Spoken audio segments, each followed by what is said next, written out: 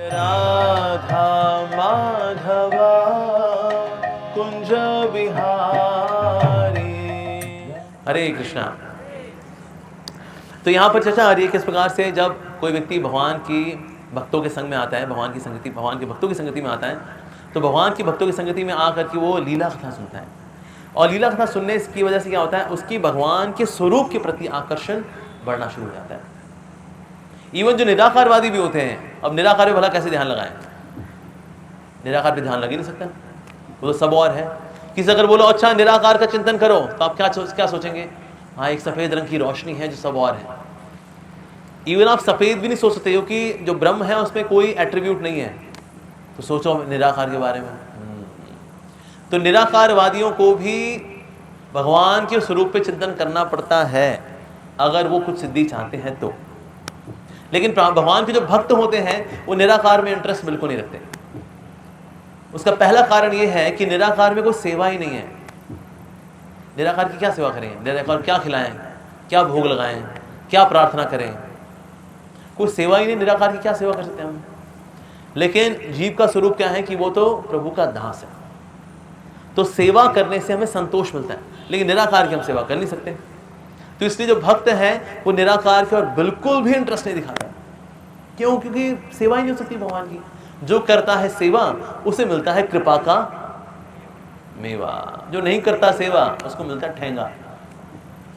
तो जो निराकारवादी होते हैं ये स्वार्थी हैं जी। क्यों? कहते बस एक बार ब्रह्म में एक हो जाएं, बस फिर उसके बाद कुछ नहीं। लेकिन भगवान का भक्त चाहता है यहां भी सेवा, और भगवान के धाम जाके भी क्या करना है? सेवा। हाँ, थोड़ी वहां बिस्तरा मिल जाएगा, वहां पर सोना में, चलो गोलोक में आ गए, बढ़िया हो गया, चलो सो जाओ। वहां तो और सेवा है। तो यहां जो हम कर रहे हैं तो बस थोड़ा सा कुछ है, वहां पर तो हमेशा भगवान का नाम है। यहां तो हम अभी सिर्फ 16 माला ही करते हैं। एक बार किसी ने पूछा श्री प्रभुपाद जी से, स्वामी जी आप कहते हैं 16 माला हरे कृष्ण महामंत्र जप करना चाहिए, कहाँ लिखा है भगवद गीता के अंदर 16 माला हरे कृष्ण जप करना चाहिए? कहाँ लिखा है भगवद गीता के अंदर?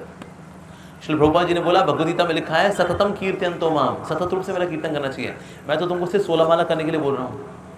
सतत मतलब 24 घंटा, कम से कम 2 घंटा तो कर लो 16 माला, तो फॉलो कर लो भगवद गीता। सततम कीर्तयन्तो माम, सतत रूप से कृष्ण के नाम का कीर्तन करना चाहिए। तो इसीलिए वहां जाके भी क्या करनी है? सेवा। तो पहला कारण है भक्त को निराकार के अंदर कोई इंटरेस्ट नहीं है, क्योंकि निराकार में हम प्रभु की सेवा नहीं कर सकते। वो तो एक रोशनी है, भगवान से निकलने वाला प्रकाश है। अब प्रकाश की क्या सेवा करें? बल्कि प्रकाश के साथ एक होने की इच्छा है निराकारवादियों की। तो कहीं ना कहीं अहंकार का प्रतीक भी है कि मैं प्रभु के जैसा होना चाहता हूँ, उसमें मिलना चाहता हूँ, मैं एक होना चाहता हूँ। ये अहंकार है वास्तव में। तो जितना अधिक अहंकार होगा उतना हम भगवान से रिपेल होते हैं, भगवान से हमारी दूरी बढ़ती है। जितनी विनम्रता आती है कि मैं तो भगवान का तुच्छ सेवक हूँ, उतना आकर्षण बढ़ता है, जैसे हम कल भी चर्चा कर रहे थे। तो पहला कारण जो है भक्त सेवा, भक्तों तो सेवा चाहिए, सेवा नहीं है तो ना हमारा जीवन तो सेवा ही सेवा है, बस भक्त को सेवा चाहिए होती है। और जिसको सेवा करनी होती है वो सेवा ढूंढ भी लेता है।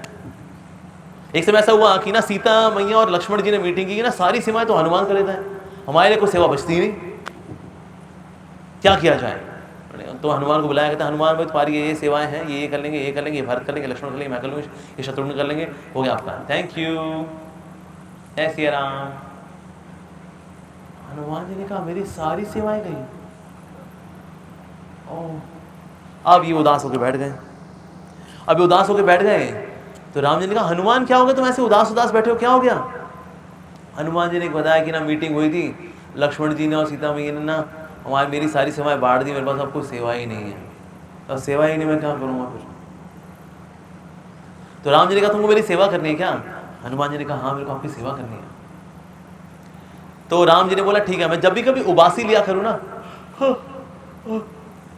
तो तुम ऐसे चुटकी बजा करो, ऐसे क्या करो? हाँ ठीक है ठीक है। तो राम जी अपने कमरे के अंदर है, हनुमान जी जो है बाहर बैठ गए। तो जैसे ही राम जी ने उबासी ली और हनुमान जी, अब जब भी राम जी उबासी ले, सीता मैया ने कहा वाह हनुमान क्या बात है, जिस व्यक्ति से हमने सारी सेवाएं ले ली, जिसको सेवा करनी है वो तो सेवा ढूंढ ही लेता है वो। हाँ, तो हमें अगर जिसको सेवा नहीं करनी होती ना, कहाँ जी सेवा, जिनको सेवा करनी तो सेवा कर लेते हैं वो। हमारे मंदिर में एक भक्त आए थे, बड़े अच्छे भक्त थे, बड़े अच्छे हृदय के, फ्रॉम वेरी गुड फैमिली। कहते हैं हम प्रभु जी हमारे लिए कोई सेवा हो।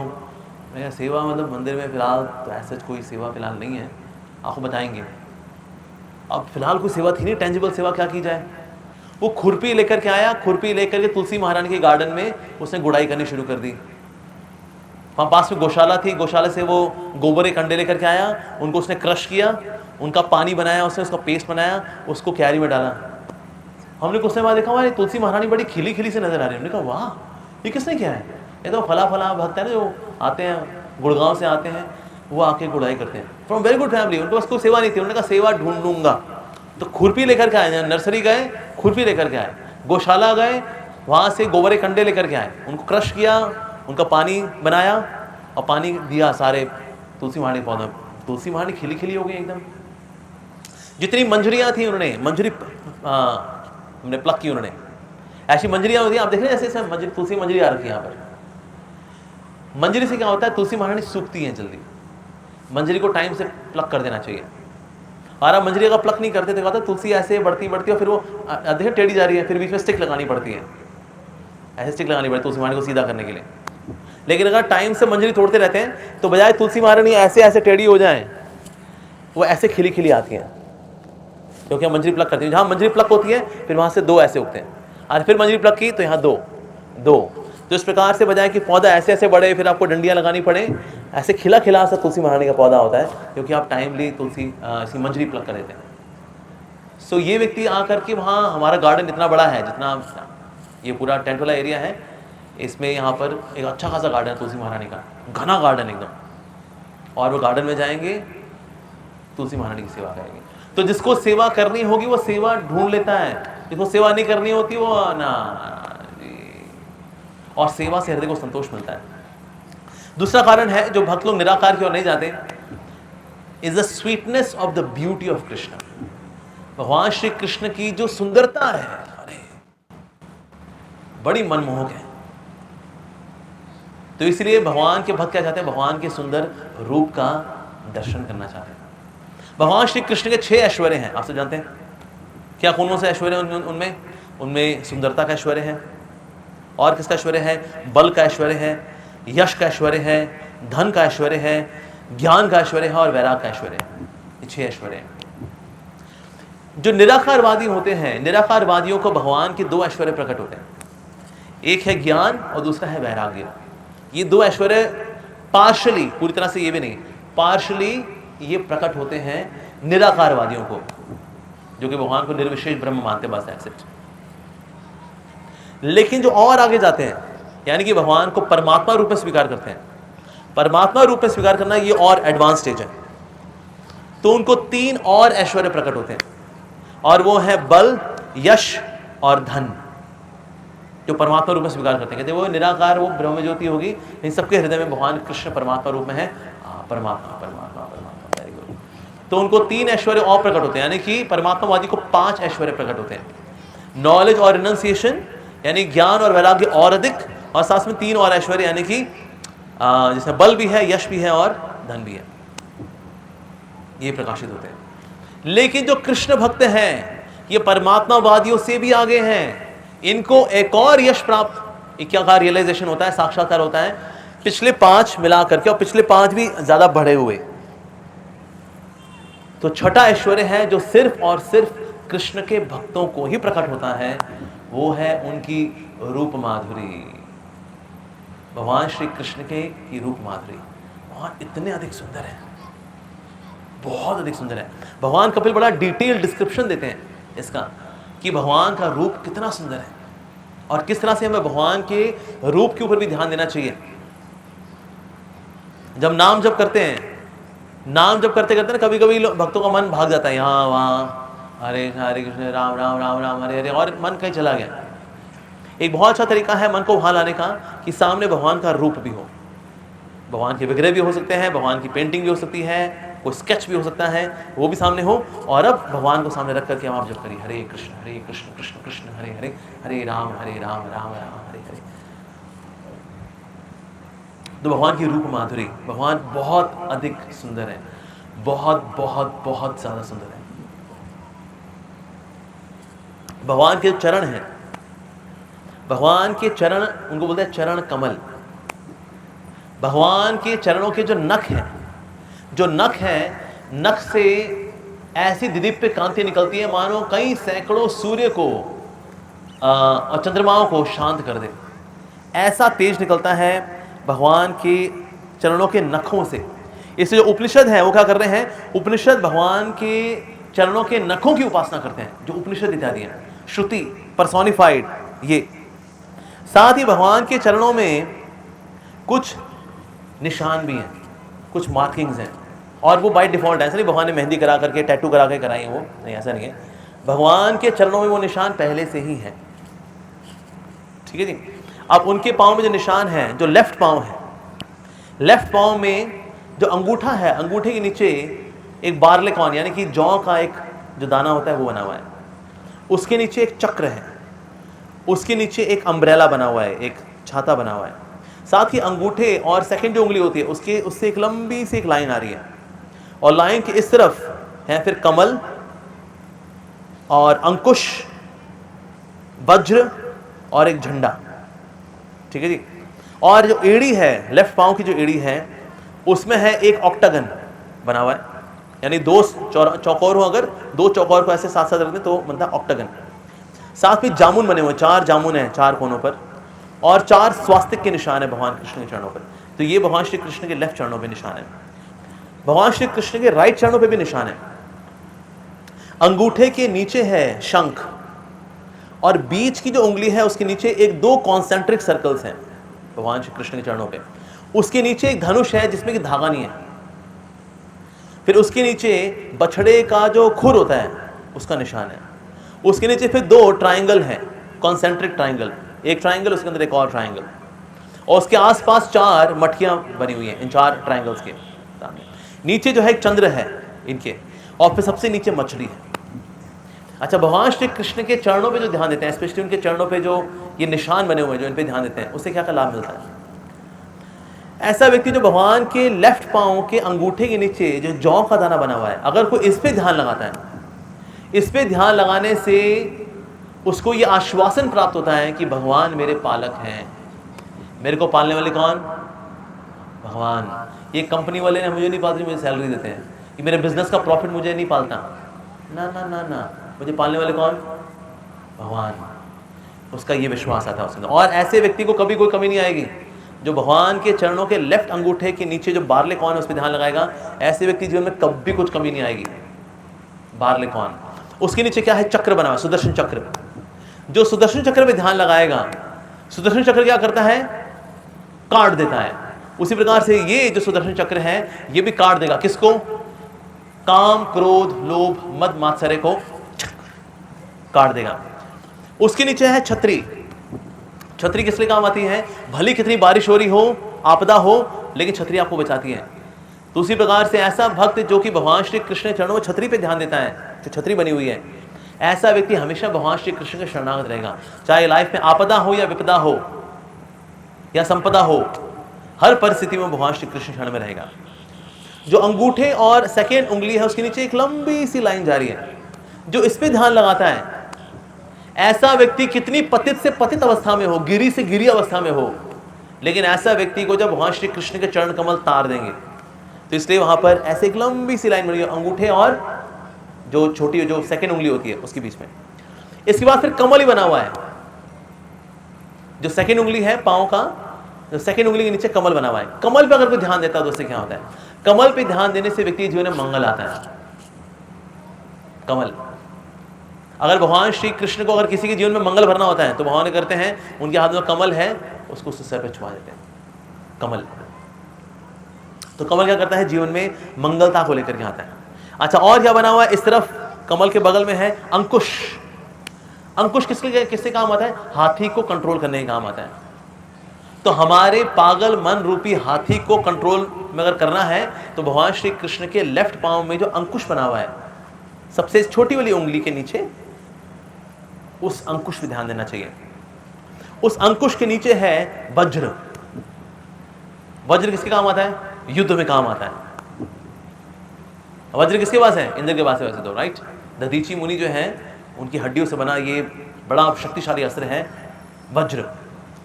तो ये युद्ध में हमेशा आपको विजय दिलाएगा। कौन सी युद्ध में? माया के विरुद्ध जो युद्ध है इसमें विजय दिलाएगा आपको ये वज्र। जो भगवान श्री कृष्ण के चरणों में जो वज्र है उस पर ध्यान देगा तो वो माया को जीतेगा, माया के खिलाफ युद्ध में जीतेगा। अच्छा, झंडा भी बना हुआ है उसके बाद, फिर वज्र के बिल्कुल बगल में झंडा बना हुआ है। झंडे का मतलब क्या है? झंडे का मतलब ये है कि ऐसा व्यक्ति भगवान की सेवा में जहां भी जाएगा, जो भी करेगा, भगवान उसको सफल बनाएंगे। पताका कहाँ लहराई जाती है? जहां की विजय होती है। कहते ना, अरे बड़े झंडे गाड़े तूने। भक्त कौन से झंडे गाड़ता है? कृष्ण भक्ति के झंडे गाड़ता है वो। तो भगवान श्री कृष्ण के पाँव में जो झंडा बना हुआ है उससे मेडिटेट करके हम झंडे गाड़ेंगे। किसके खिलाफ? माया के विरुद्ध। ठीक है जी, ओके, वेरी गुड। अच्छा, और फिर अब एड़ी पे आते हैं। भगवान के लेफ्ट पाँव में जो एड़ी है, एड़ी पर वहां पर एक ऑक्टागन बना हुआ है। ऑक्टागन का मतलब है north south east west, north east north west, south east south west. हर दिशा में और हर दशा में भगवान श्री कृष्ण रक्षा करते हैं ऐसे भक्त की जो हर दिशा में भगवान श्री कृष्ण का गुणगान करता है। साथ ही जामुन बने हुए, 4 जामुन, एड़ी में 4 जामुन बने हुए हैं। 4 जामुन का मतलब है जम्बू द्वीप के वासी जैसे भगवान कृष्ण की शुद्ध भक्ति करते हैं, ऐसी भक्ति हमें प्राप्त होगी अगर हम भगवान श्री कृष्ण के चरणों में जम्बू जो जामुन है उन पर ध्यान देते हैं। तो साथ ही 4 स्वास्तिक के निशान बने हुए हैं। स्वास्तिक जीवन में क्या लेकर के आता है? मंगलता लेकर के आता है। स्वास्तिक क्या होता है? बेसिकली स्वास्तिक के जो अंदर के 4 डंडे होते हैं वह धर्म अर्थ काम मोक्ष, और उसके बाहर के जो डंडे हैं यानी कि जो इनके परे लेकर के जाए वो है स्वास्तिक। तो स्वास्तिक जब पे ध्यान देंगे तो इस प्रकार से धर्म अर्थ काम मोक्ष से परे प्रेम की प्राप्ति होगी हमें। अब हम आते हैं राइट फुट की ओर। भगवान श्री कृष्ण का जो दायां पांव है उसमें क्या होता है? दाएं पांव में उनके अंगूठे के नीचे है शंख। शंख का मतलब है दिव्य ज्ञान। भगवान ने ध्रुव महाराज को ज्ञान कैसे दिया? पूरा डाउनलोड 1 टेराबाइट, वहीं के वहीं भक्ति शास्त्री भक्ति वैभव वहीं का वहीं, एक 1 शॉट शंख रख दिया उनके सर पे।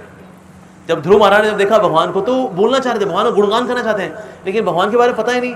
भगवान ने देखा इच्छा थोड़ी मेरे भक्त की, लेकिन ज्ञान की कमी है, अभी ज्ञान का डाउनलोड देता हूं। भगवान ने क्या किया? शंख को उनके सर पे रखा, सारा डाउनलोड हुआ। उसके बाद ये स्तुतियां निकली उनके मुख से। तो जो भगवान श्री कृष्ण के पांव के राइट पांव के अंगूठे के नीचे जो शंख बना हुआ है, अगर उस पर ध्यान लगाता है तो ऐसे भक्त को दिव्य ज्ञान की प्राप्ति होगी। दिव्य ज्ञान को पचा पाएगा वो। जैसे कई बार 2 लोग दिव्य ज्ञान को नहीं पचा पाते, सो जाते हैं दिव्य ज्ञान पचाते पचाते। हमारा पाचन नहीं है ना, क्या करें? तो पाचन बढ़ता है दिव्य ज्ञान को पचाने का। अब भगवान श्री कृष्ण के राइट पांव में जो बीच की उंगली है उसके नीचे 2 कॉन्सेंट्रिक सर्कल्स हैं। 2 कॉन्सेंट्रिक सर्कल का मतलब है ऐसा भक्त, जैसा 2 कॉन्सेंट्रिक सर्कल मतलब क्या है? सर्कल के अंदर सर्कल है लेकिन फिर भी सर्कल दोनों एक दूसरे से डिटैच्ड है। ऐसा भक्त दुनिया में कार्य तो करेगा, सारी जिम्मेदारी पूरी करेगा, लेकिन फंसेगा नहीं। साथ ही इसका मतलब ये भी है कि जो बीच का सर्कल है वो है श्रीमती राधिका और बाहर का सर्कल है भगवान Shri Krishna. Shrimati Radhika is the centre of Krishna's life, तो इसलिए 2 कॉन्सेंट्रिक सर्कल्स। उसके बाद फिर कॉन्सेंट्रिक सर्कल के नीचे एक धनुष ही बना हुआ है। इस धनुष में लेकिन धागा नहीं है। अच्छा, किसका धनुष है ये धनुष है कामदेव का धनुष। कामदेव जो है, जब ये इनको बड़ा अहंकार हो गया था, अरे भाई हमारे आगे कौन टिका है, हमने तो दुनिया वालों को घुमा के रखा है, मैं कामदेव। नारद मुनि करना है मेरे साथ 2 हाथ? नारद मुनि ने कहा नहीं भाई, तूने बहुत दिमाग खराब किया मेरा 2-4 बार ना, सॉरी। नारायण नारायण। अच्छा, नारद मुनि तो नहीं है। ओके, शिव जी ने कहा देख तूने मुझे कामुक तो नहीं किया, लेकिन मैं गुस्सा हो गया था लेकिन तेरे पे, इसलिए मैंने अपना तीसरा नेत्र खोल के तेरे को भस्म कर दिया था। So you disturb my meditation, get lost. Okay, Brahma ji करना मेरे साथ 2 हाथ? हाँ। ब्रह्मा जी का ना भाई, तूने एक बार मेरा भी दिमाग खराब किया था, प्लीज। कौन है हमारे तीरों के आगे टिका है जी? कोई नहीं टिका, हम हैं कामदेव। हाँ, नारद मुनि का इतना घमंड नहीं करते बेटे लाल। एक ऐसा व्यक्ति है जो अच्छों की छुट्टी कर देता है वो। कौन है? कौन है? ये देख शिव जी, ब्रह्मा जी, तुम खुद नारद मुनि, भाई जो तुम नहीं टिके, और दुनिया तो घूमी पड़ी है सारी, और क्या? हमारे आए कोई नहीं टिका जी। नाम उन्होंने कहा ठीक है, एक ऐसा व्यक्ति जो तेरा घमंड चूर चूर करेगा।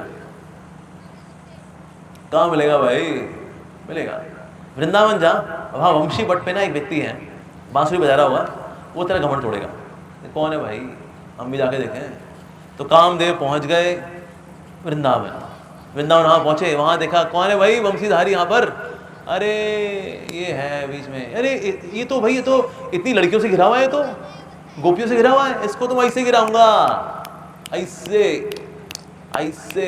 हाँ, तो वहीं मचान बनाई कामदेव ने, और रासलीला चल रही है, और कामदेव ने क्या किया, तीर निकाल के छोड़ने शुरू किए। तीर एक के बाद एक तीर चले जाए चले जाए चले जाए, तीर पे तीर चले जा रहे हैं, और भगवान कृष्ण पे कोई असर नहीं पड़ रहा। भगवान कृष्ण खड़े हैं बांसुरी लेकर के, कोई असर नहीं, सारा तुड़ीर खाली हो गया, तुड़ीर खाली हो गया, बल्कि मारते मारते भाई साहब नीचे गिर गए मचान से। होता क्या, जिसपे तीर मारो उस पर ध्यान लगाना पड़ता है ताकि तीर उसी व्यक्ति को लगे। अब भगवान कृष्ण पे तीर मारते मारते करके आ रहा है, भगवान कृष्ण में मेडिटेट कर रहा हो कामदेव, मेडिटेट करते करते करते करते करते करते करते करते वो गिर ही गए। जी आप कौन हो?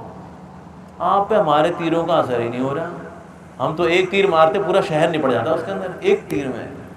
यहाँ तो मेरा तुड़ीर खाली हो गया, और मेरा जो धनुष है उसका धागा टूट गया। तो यहाँ भगवान कृष्ण चरणों में क्या है? टूटे धागे वाला धनुष। तो वहां पर इंद्र इत्यादि आए, कहते हैं अरे बांगड़ू, अरे मेरे क्यूटी पाई कामदेव, सर आपके तीर काम करते हैं जगत के लोगों के ऊपर, आपके तीर काम ना करते, ये स्वयं भगवान है, ये कृष्ण है, कृष्ण के ऊपर ये आपके तीर काम नहीं करते। कहता वो हमें लगा ये सारा लड़कियां होंगी, ये छोरा है, छोरे छोरे का मैं करा दूंगा आपस में मिलन। ना जी ना, ये छोरियां हैं, ये सब संत महात्मा योगी परमहंस हैं जो यहाँ पर गोपी बन करके आए हुए हैं, और ये स्वयं भगवान श्री कृष्ण है, ये कोई छोरा नहीं है जी। हाँ, तो ये परम भगवान है, इसलिए आपके तीर सारे बेकार हुए और धनुष आपका टूट गया। तो अगर कोई भगवान श्री कृष्ण के चरणों पे ध्यान देगा, इस धनुष पे जिसका कि धागा टूटा हुआ है, तो उसके हृदय के ऊपर भी कामदेव के प्रभाव होने बंद हो जाएंगे, तो सांसारिक आकर्षण उसका चला जाएगा। प्रभुपाद जी बोला करते थे, boys are good, the girls are good, when they are together then they become bad. तो नेटवर्क पूरा कब करते कामदेव? जब देखते हैं ओ इसका नैन इससे मिला, ओ इसका नैन इससे मिला, ओ अभी करता हूँ पूरा नेटवर्क पूरा, 5 डंडे कर दूंगा, पूरा नेटवर्क मिलाया हो गया जी सियापा। पर अगर कोई भगवान श्री कृष्ण के राइट पांव में ये जो धनुष है जिसका धागा टूटा हुआ है, इस पर ध्यान देगा, इस मेडिटेट करेगा, तो उसकी कामुकता, लस्टी डिजायर्स वो नष्ट होती हैं। उसके नीचे है फिर बछड़े के पांव का निशान, यानी कि जो बछड़े के पांव के निशान के ऊपर ध्यान देगा, उसके लिए भव सागर एक बछड़े के पांव के निशान वाला ही हो जाएगा बस। भव सागर इज ह्यूज, कौन पार करेगा जी? अच्छे नहीं पार कर पाए, इसी में रहते हैं। लेकिन भगवान श्री कृष्ण के चरणों में जो बछड़े के निशान पे ध्यान देगा, तो उसके लिए भवसागर इतना छोटा हो जाएगा, टक का देना पार कर लेगा उसको वो। ठीक है जी। अच्छा, और क्या भगवान कृष्ण चरणों में त्रिकोण बना हुआ है। त्रिकोण का मतलब है सतोगुण रजोगुण तमोगुण से व्यक्ति मुक्त हो जाएगा, निर्गुण हो जाएगा, मुक्त हो जाएगा, दिव्यता में आ जाएगा, तो इसलिए है ट्रायंगल। साथ ही 4 कलश बने हुए हैं। कलश कहाँ बने होते हैं? अब देखा, जब बहू रानी घर में आती है तो कलश रखा जाता है, और बहू क्या करती है, उसको पाँव से मारती है, तो फिर जो चावल होते हैं वो घर के अंदर गिरते हैं। चलो जी अब घर में मंगलता आएगी, लक्ष्मी आ गई, लक्ष्मी आ गई, राइट। तो कलश जो है वो प्रतीक है शुभता का, जीवन में शुभ और मंगलता बढ़ती है जब भगवान श्री कृष्ण के चरणों में हम ध्यान देते हैं, स्पेशली इन 4 कलशों पे। उसके नीचे बने हुए हैं चंद्र, अर्धचंद्र। अर्धचंद्र आपने कहाँ देखे हैं? शिव जी के सर पे। तो ये भगवान श्री कृष्ण के चरण हैं जो कि शिव जी भी अपने शीश पे धारण करते हैं। इसका प्रतीक है कि भगवान श्री कृष्ण के चरणों में है एक ऐसा अर्धचंद्र। दूसरा मतलब क्या है कि हमें सांसारिक चंद्र की आवश्यकता ही नहीं है, इसमें तो दाग हैं। कृष्ण चंद्र ये तो बेदाग है, निष्कलंक है, इसलिए चंद्र। साथ ही जो इस चंद्र पे ध्यान देगा, ऐसे व्यक्ति के जीवन में शिव जी की कृपा आएगी। शिव जी बड़े खुश होते हैं अगर कोई हरि भक्त बनता है तो। शिव जी है कौन? गुरु, आदि गुरु या आदि योगी, उनको बड़ी खुशी होती है। तो इसीलिए हमें कृपा प्राप्त होती है शिव जी की, जब हम चंद्रमा पे ध्यान देते हैं इस प्रकार से। और फिर सबसे नीचे है मछली, भगवान की कृष्ण की राइट पांव की एड़ी में है मछली। मछली कहाँ रहती है? मछली जल की रानी है, जीवन उसका पानी है।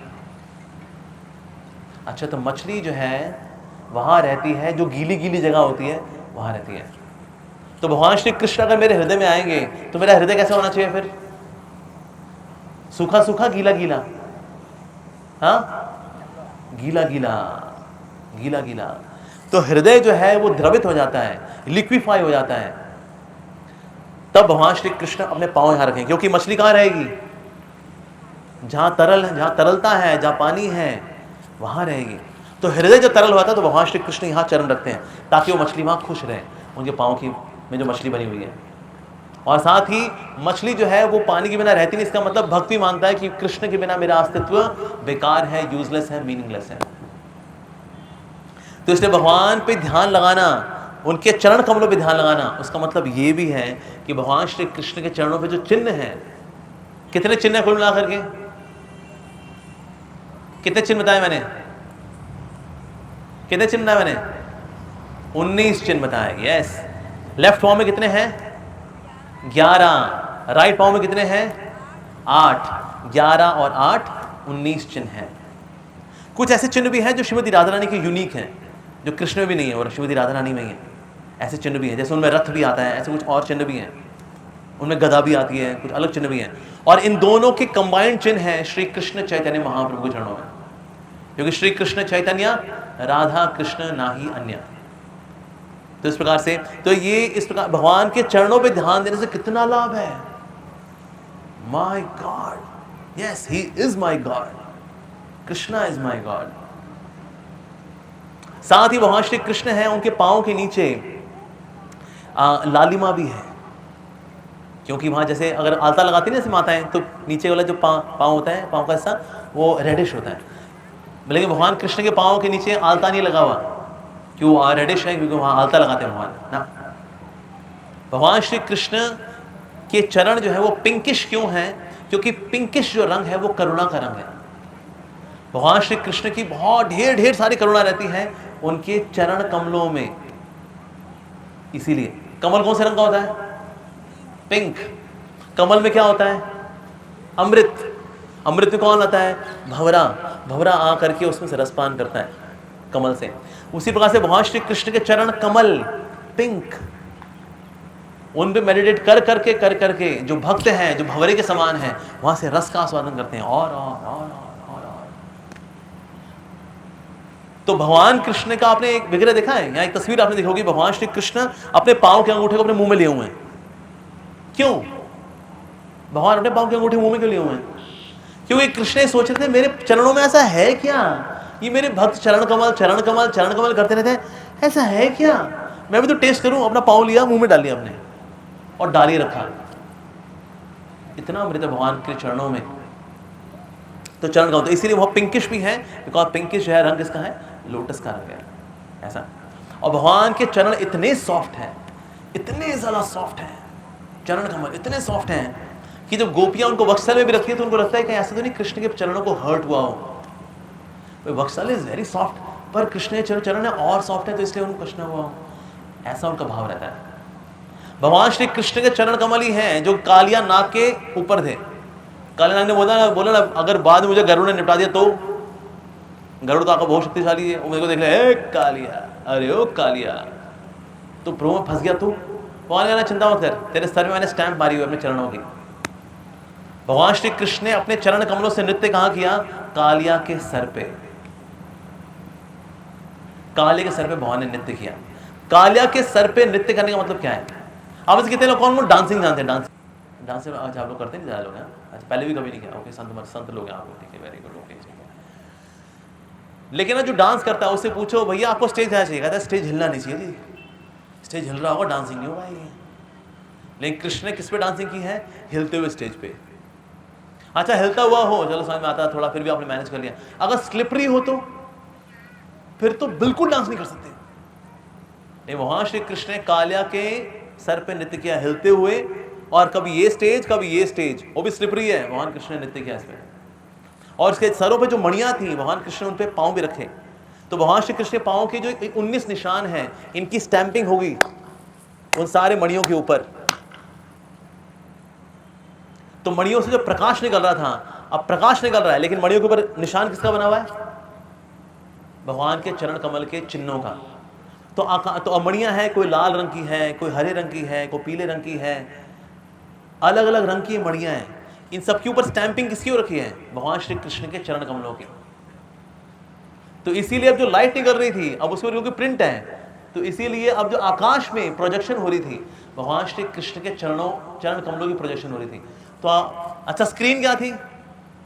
स्क्रीन थी बादल, क्योंकि बादल भी आए हुए थे भगवान श्री कृष्ण का नृत्य देखने के लिए। तो बादल आगे कहता है, भाई हमारे ऊपर प्रोजेक्शन हो रही है, आ जाओ आ जाओ आ जाओ आ जाओ आ जाओ आ जाओ आ जाओ। तो सारे बादल इकट्ठे हो गए और बादलों के ऊपर प्रोजेक्शन हुई, लाल रंग की प्रोजेक्शन, येलो रंग की प्रोजेक्शन, हरे रंग की प्रोजेक्शन। ये प्रोजेक्शन किसकी है? भगवान श्री कृष्ण चरण कमलों की। कहां से लाइट कहां से आ रही है? कालिया के जो मस्तक है उस पर जो मणियां हैं उनसे निकलने वाली रोशनी, जिसपे कि प्रिंट हुआ है भगवान श्री कृष्ण के निशान, चरणों के निशान, 19 निशान। तो इस प्रकार से जगत के अंदर जो कुछ भी अमंगलमय था सब नष्ट हो गया इस कालिया की लीला के बाद। भगवान श्री कृष्ण के चरण कमल इतने दिव्य हैं, जगत का कल्याण करते हैं, और उसको भी नहीं पता कालिया को कि that he is doing preaching. भगवान ने उसके सर पे नृत्य किया, उसको डिटॉक्स किया। भगवान डिटॉक्स भी करते हैं, कई लोग जाते हैं ना डिटॉक्स के लिए हरिद्वार, ऋषिकेश। सबसे पहला body detox and mental detox किसका हुआ था? कालिया का। इतना डिटॉक्स कर दिया उसको कि भगवान ने बाद में काले का इस्तेमाल किया as a bike. What? Yes. भगवान की बाइक कौन सी? Kawasaki, Hero Honda, Hayabusa? No, भगवान की बाइक का नाम है कालिया बाइक। भगवान ने काले को डिटॉक्स कर दिया था और काले पूरी तरह शुद्ध हो गया था, भक्त बन गया वो। तो भगवान ने कहा, ओके हमें जाना कंस के पास, मैं और बलराम होंगे, बाइक पे पीछे बैठाऊंगा बलराम जी को, दाऊ जी अब पीछे बैठ जाओ, ए चल कालिया। एक बार भगवान ऐसे भी गए हैं, एक तो अक्रूर वाला आपने सुना ही हुआ है, अक्रूर जी आए थे, अक्रूर जी लेके गए कृष्ण बलराम को। लेकिन भगवान कृष्ण बलराम की एक लीला ये भी है, अक्रूर जी बोला आप आगे चलिए, हम बाइक पे आ रहे हैं। तो बाइक अभी कौन सी बाइक है? हमारी अलग बाइक है, हमारी खुद की मैन्युफैक्चरिंग है, कालिया बाइक। दाऊ जी पीछे बैठो। कालिया नाम की बाइक पे भगवान पहुंचे कंस के पास, मथुरा। तो भगवान के चरण कमल इतना शुद्ध कर देते हैं कि Kaliya became the bike. Wow. इसके बाद फिर इनफैक्ट एक बल्कि बलराम जी के अंदर ही था ये भाव आज, उन्होंने काले को देखा कि कालिया है मतलब बिकम अ बाइक, और काले ने के ऊपर भगवान ने डांस भी किया है। तो बलराम जी ने सोचा, बलराम जी ने कहा मैं भी तो आनंद शेष हूँ भाई, हमारे ऊपर डांस कर लिया होता आपने, हमारे ऊपर कभी डांस किया नहीं, हमारे पे तो आप लेटते हो। कालिया चाइना का माल, ब्रांडेड घटिया क्वालिटी का सांप, उस पर आपने डांस कर लिया आपने, और हम आपका ओरिजिनल माल भाई, हम पे डांस नहीं किया आपने क्या?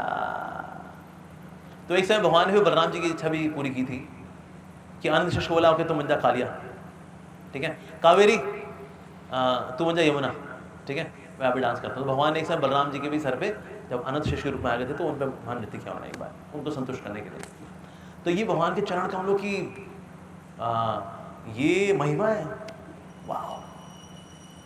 तो भगवान श्री कृष्ण के चरण कमल इस प्रकार से बड़े सॉफ्ट हैं, ठीक है, पवित्र करने वाले हैं, और जो इन पे जो इनके निशान हैं, मार्क्स हैं, इन पे जो मेडिटेट करता है वो उतरता है।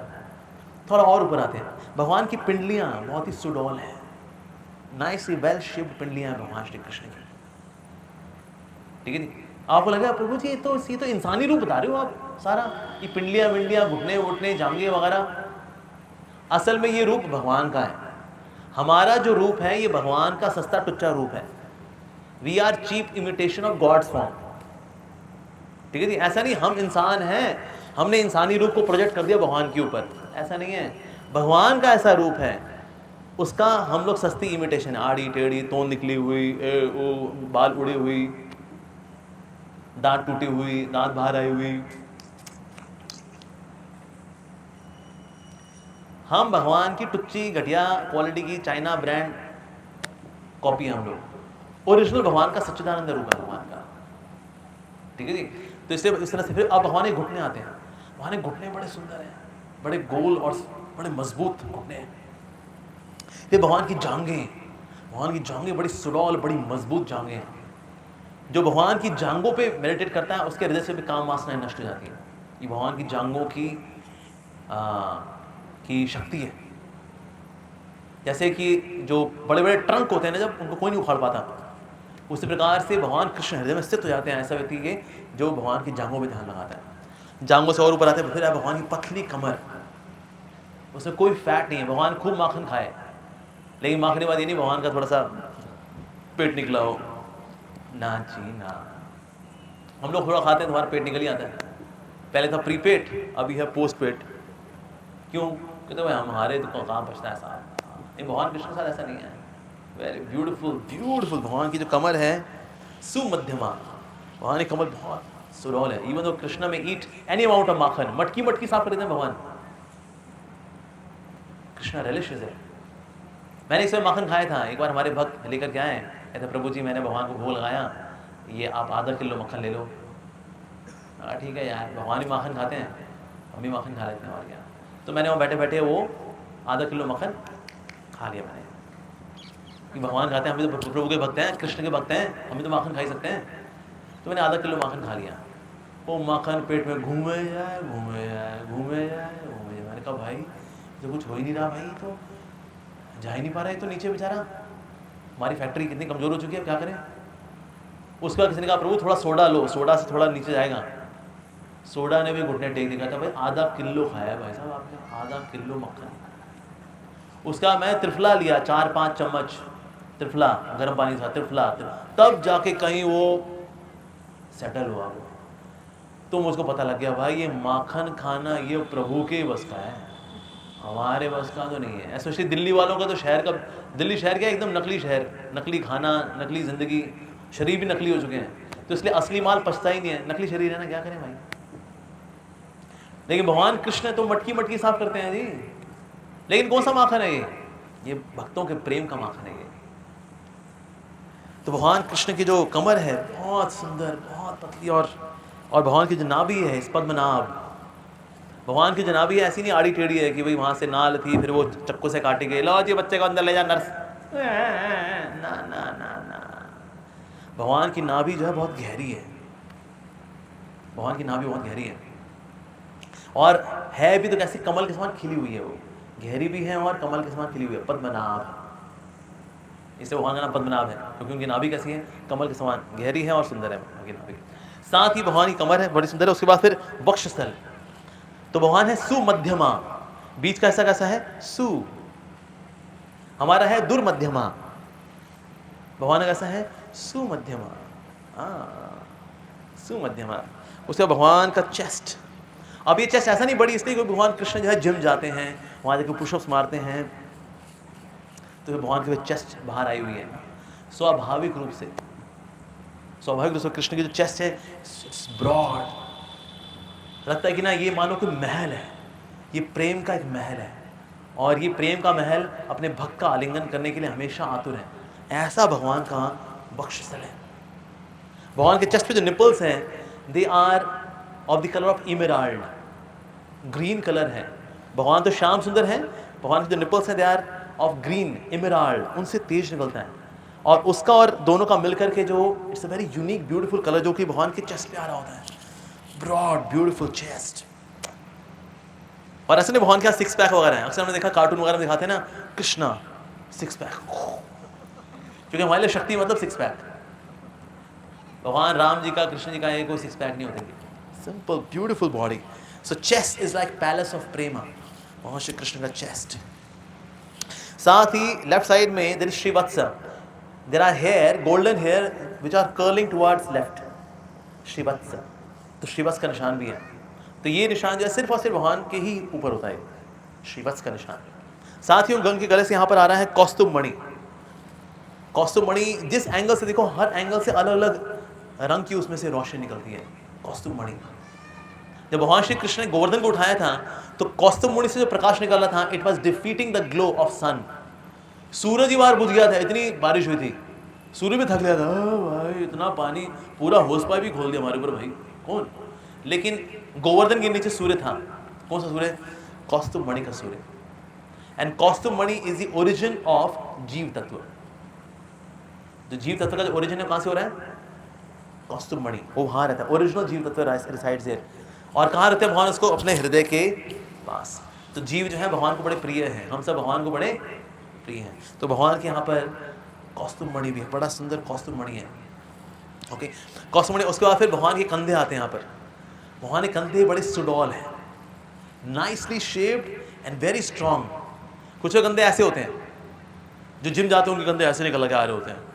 हमें कुछ लोग ऐसे होते हैं, भाई साहब नमस्कार, कहते आपका ऐसे कैसे हुआ? जिम जाकर के ये एबनॉर्मल किया हमने अपना।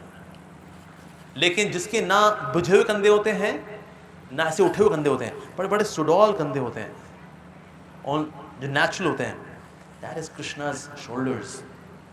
तो जो भगवान कृष्ण के शोल्डर्स पे ध्यान देता है, उसको आत्मबल की प्राप्ति होती है, बल। ठीक है जी। इसके बाद भगवान श्री कृष्ण के यहाँ पर आर्मलेट भी है। ऑमलेट नहीं, क्या बोलते हैं इसको हिंदी में, क्या बोलेंगे इसको? आर्म, जो आर्म्स में पहनते हैं उसको, बाजूबंद। हाँ, बाजूबंद। तो भगवान कृष्ण के यहाँ पर बाजूबंद भी है। ठीक है जी। और यहाँ ब्रेसलेट भी है। ब्रेसलेट, ब्रेसलेट क्या बोलते हैं हिंदी में? कड़ा मान लो, ठीक है। हाँ, तो भगवान के यहाँ कड़ा भी है इस प्रकार से। फिर भगवान के हाथ हैं, भगवान के हाथ भी ऐसे हैं, दे आर रेडिश। और भगवान के हाथों में मार्किंग्स हैं, जैसे चरण में हमने बताया, वैसे हाथों में भगवान की मार्किंग्स है, इट इज ऑल पिंक। और भगवान के हाथ और उनकी जो नाखून है, वेरी सॉफ्ट, वेरी सॉफ्ट। जैसे हमारे में जो स्किन है और नाखून, नाखून थोड़े हार्ड होते हैं, कृष्ण के नाखून ही बहुत सॉफ्ट है, वेरी सॉफ्ट, कभी भी हर्ट नहीं करते किसी को भगवान कृष्ण के नाखून। और हस्त भी कैसे होंगे? कमल के समान, हस्त कमल, जैसे पद्मनाभ चरण कमल, उस तरह से हस्त कमल, क्योंकि यहाँ भी नेक्टर है ऐसा। तो इस प्रकार से भगवान के दोनों हाथ बहुत सुंदर हैं, and very nicely shaped arms. और भगवान के जो हाथ हैं उनके घुटनों तक जाते हैं। अब तो ये लोग प्रभु जी तो आपके भी जा रहे हैं, अभी बैठ के नहीं, खड़े हुए। बैठे हुए तो सभी के हाथ चले जाते हैं, लोग घुटने में, हमारे हाथ भी आ गए। खड़े होकर के जिनके हाथ उनके घुटनों तक जा रहे होते हैं, वो संत महात्मा, बड़े महापुरुष होते हैं, उनके हाथ लंबे होते हैं। ऐसे नहीं सिर्फ कानून के हाथ लंबे होते हैं, सिर्फ नहीं, जो संत महात्मा पुरुष होते हैं उनके हाथ बहुत लंबे होते हैं, घुटनों तक जा रहे होते हैं। भगवान कृष्ण के हाथ भी ऐसे ही हैं, उन्हें घुटनों तक जाते हैं भगवान के हाथ। अच्छा, अब ये हो गया। उसके बाद फिर भगवान कृष्ण का गला आता है। भगवान कृष्ण का गला बहुत ही सुंदर है, बहुत सुंदर। उसमें ऐसे यहाँ 3 रेखाएं बनी हुई हैं, जो कि सुडौल गला होने की निशानी है। तो यहाँ पर 3 रेखाएं भी हैं। अब सुना दामोदर शतकम के अंदर, यशोदाभियोलुक लाघवमानम त्रिरेखा का कंठा वाले लाइन कैसे शुरू होती है? त्रिरेखा का कंठा। तो भगवान बेसिकली कांप रहे हैं, और तीनों रेखाएं जो है कांप रही हैं। तो भगवान कृष्ण के यहाँ पर 3 रेखाएं भी हैं। ठीक है जी। उसके बाद फिर आता है भगवान श्री कृष्ण का सुंदर चेहरा, भगवान की टोडी। यहाँ टोडी के ऊपर यहाँ पर यशोदा मैया ने सुंदर से यहाँ डिजाइन बनाया हुआ है भगवान कृष्ण के। साथ ही टोडी पर भी निशान है, साथ ही गालों पर भी जो यशोदा मैया है, she makes nice beautiful drawings on Krishna's cheeks. और ये चीक्स हैं, जो ड्राइंग्स हैं, ये रिफ्लेक्ट हो रही होती है भगवान श्री कृष्ण के कुंडलों पर। जो भगवान के कुंडल हैं बड़े, और वो मकर शेप में है। मकर मतलब मगरमच्छ, मगरमच्छ की शेप वाले ऐसे भगवान श्री कृष्ण के ईयरिंग्स हैं। आज हम भगवान के रूप पे ध्यान दे रहे हैं, भगवान सो ब्यूटीफुल। तो ऐसे मकर जैसे भगवान के जो कुंडल हैं, जो हिलते हैं, तो उनकी गालों पे which are like reflecting mirror, तो शीशे के समान। तो यहाँ पर कुंडल के निशान भी हिल रहे होते हैं। तो कुंडल के जो निशान है उसकी रिफ्लेक्शन यहाँ पर गालों पे हिलती नजर आती है। और साथ ही यहाँ पर बहुत ही सुंदर भगवान श्री कृष्ण यहाँ पर डिजाइन से माता यशोदा बनाती है। और भगवान की बड़ी सीधी, बहुत परफेक्ट नाक, और नाक भगवान की थोड़ी सी उठी हुई है। उठी हुई क्यों है? क्योंकि नाक ये सुंदर डांसिंग को देखती है मकरों की, जो भगवान कृष्ण के गाल पे नाच रहे हैं, उनकी रिफ्लेक्शन के द्वारा। ये देख करके नाक सोच रही होती मेरा कितना सौभाग्य है कि भगवान श्री कृष्ण के गालों पर ये जो मकर है उसका नृत्य मैं देख पा रही हूँ। अरे वाह, मेरा क्या सौभाग्य है। तो नाक गर्व में, घमंड में नहीं, गर्व में कि मेरा कितना सौभाग्य है। तो नाक भी बड़ी खुश होती है, इसलिए नाक थोड़ी सी उठी हुई है भगवान श्री कृष्ण की। ऐसा। ओके, और साथ ही भगवान श्री कृष्ण की जो सुंदर आंखें हैं वो है कमल नयन। तो भगवान की आंखें पीछे तक जा रही हैं, जैसे हमारी आंखें यहीं तक खत्म हो जाती हैं, जैसे काजल लगा करके उनको पीछे दिखाना पड़ता है दिखावे के लिए, होती तो है नहीं हमारी, क्योंकि घटिया क्वालिटी का है ना शरीर। तो तुम्हारी आंखें यहीं पे खत्म हो जाती हैं, तो इसलिए काजल लगा करके, आईलाइनर लगा करके, मस्कारा लगा करके ये पीछे तक कैसे खींच लेके जाए। वाह मृग नहीं, नहीं नहीं जी नहीं, थोड़ा साबुन से धोइए इनको, आए पता लगेगा इनको मृग नहीं है। हमारे तो आंख यहीं पे खत्म हो जाती है। लेकिन भगवान श्री कृष्ण की कमल नयन, पीछे तक उनकी आंखें जाती हैं। And Krishna's eyes are very restless। Restless क्यों? भगवान में रजोगुण है इसलिए ना, भगवान में कोई रजोगुण नहीं है जी। भगवान श्री कृष्ण की आंखें हमेशा रेस्टलेस है, क्योंकि वो हमेशा भक्तों को देखना चाहते हैं। कौन सा भक्त कहाँ पर मेरी कैसे सेवा कर रहा है, कौन मुझे कैसे निहार रहा है, कौन भक्त यहाँ कैसे प्रार्थना कर रहा है। कृष्ण की आंखें दे आर वेरी रेस्टलेस। और कृष्ण की आंखों के ऊपर फिर ये है बौहें, जो इन बहों पे ध्यान देता है। बौहें भी क्या है? ये भी उस धनुष का प्रतीक है जिसका धागा टूट चुका है। तो जो भगवान श्री कृष्ण की बहों पे ध्यान देता है वो सांसारिक मोह से निकल जाता है, कामदेव के प्रभावों से निकल जाएगा। The one who meditates on the eyebrows of Krishna.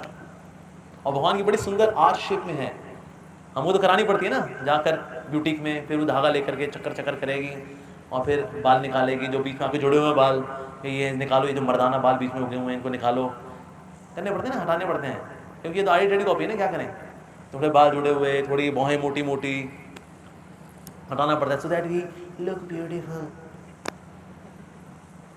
भगवान श्री कृष्ण की बड़ी सुंदर नेचुरली आर्क शेप में भगवान की बाहें, बहुत सुंदर। साथ ही भगवान श्री कृष्ण के दांत, भगवान श्री कृष्ण के जो दांत हैं they are like jasmine birds.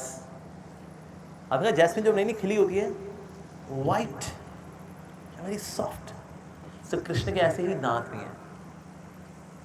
तो कृष्ण जब हंसते हैं तो कृष्ण के दांत एज ये सीरीज है, a string of the birds of jasmine flower, वो भगवान श्री कृष्ण के सारे दांत नजर में आते हैं। जैसे एक समय एक भंवरा था, वो श्रीमती राधा रानी को बहुत तंग कर रहा था, तो बोली हे कृष्णा इस शैतान को दूर भगाओ ना इसको, ये देखो मुझे बड़ा तंग कर रहा है। तो भगवान श्री कृष्ण का तंग नहीं कर रहा, वो जानता है रस कहाँ है। तो भंवरे तुम राधा रानी के शरण में ही रहो। उसे भगवान श्री कृष्ण हंसे तो जब भगवान श्री कृष्ण हंसे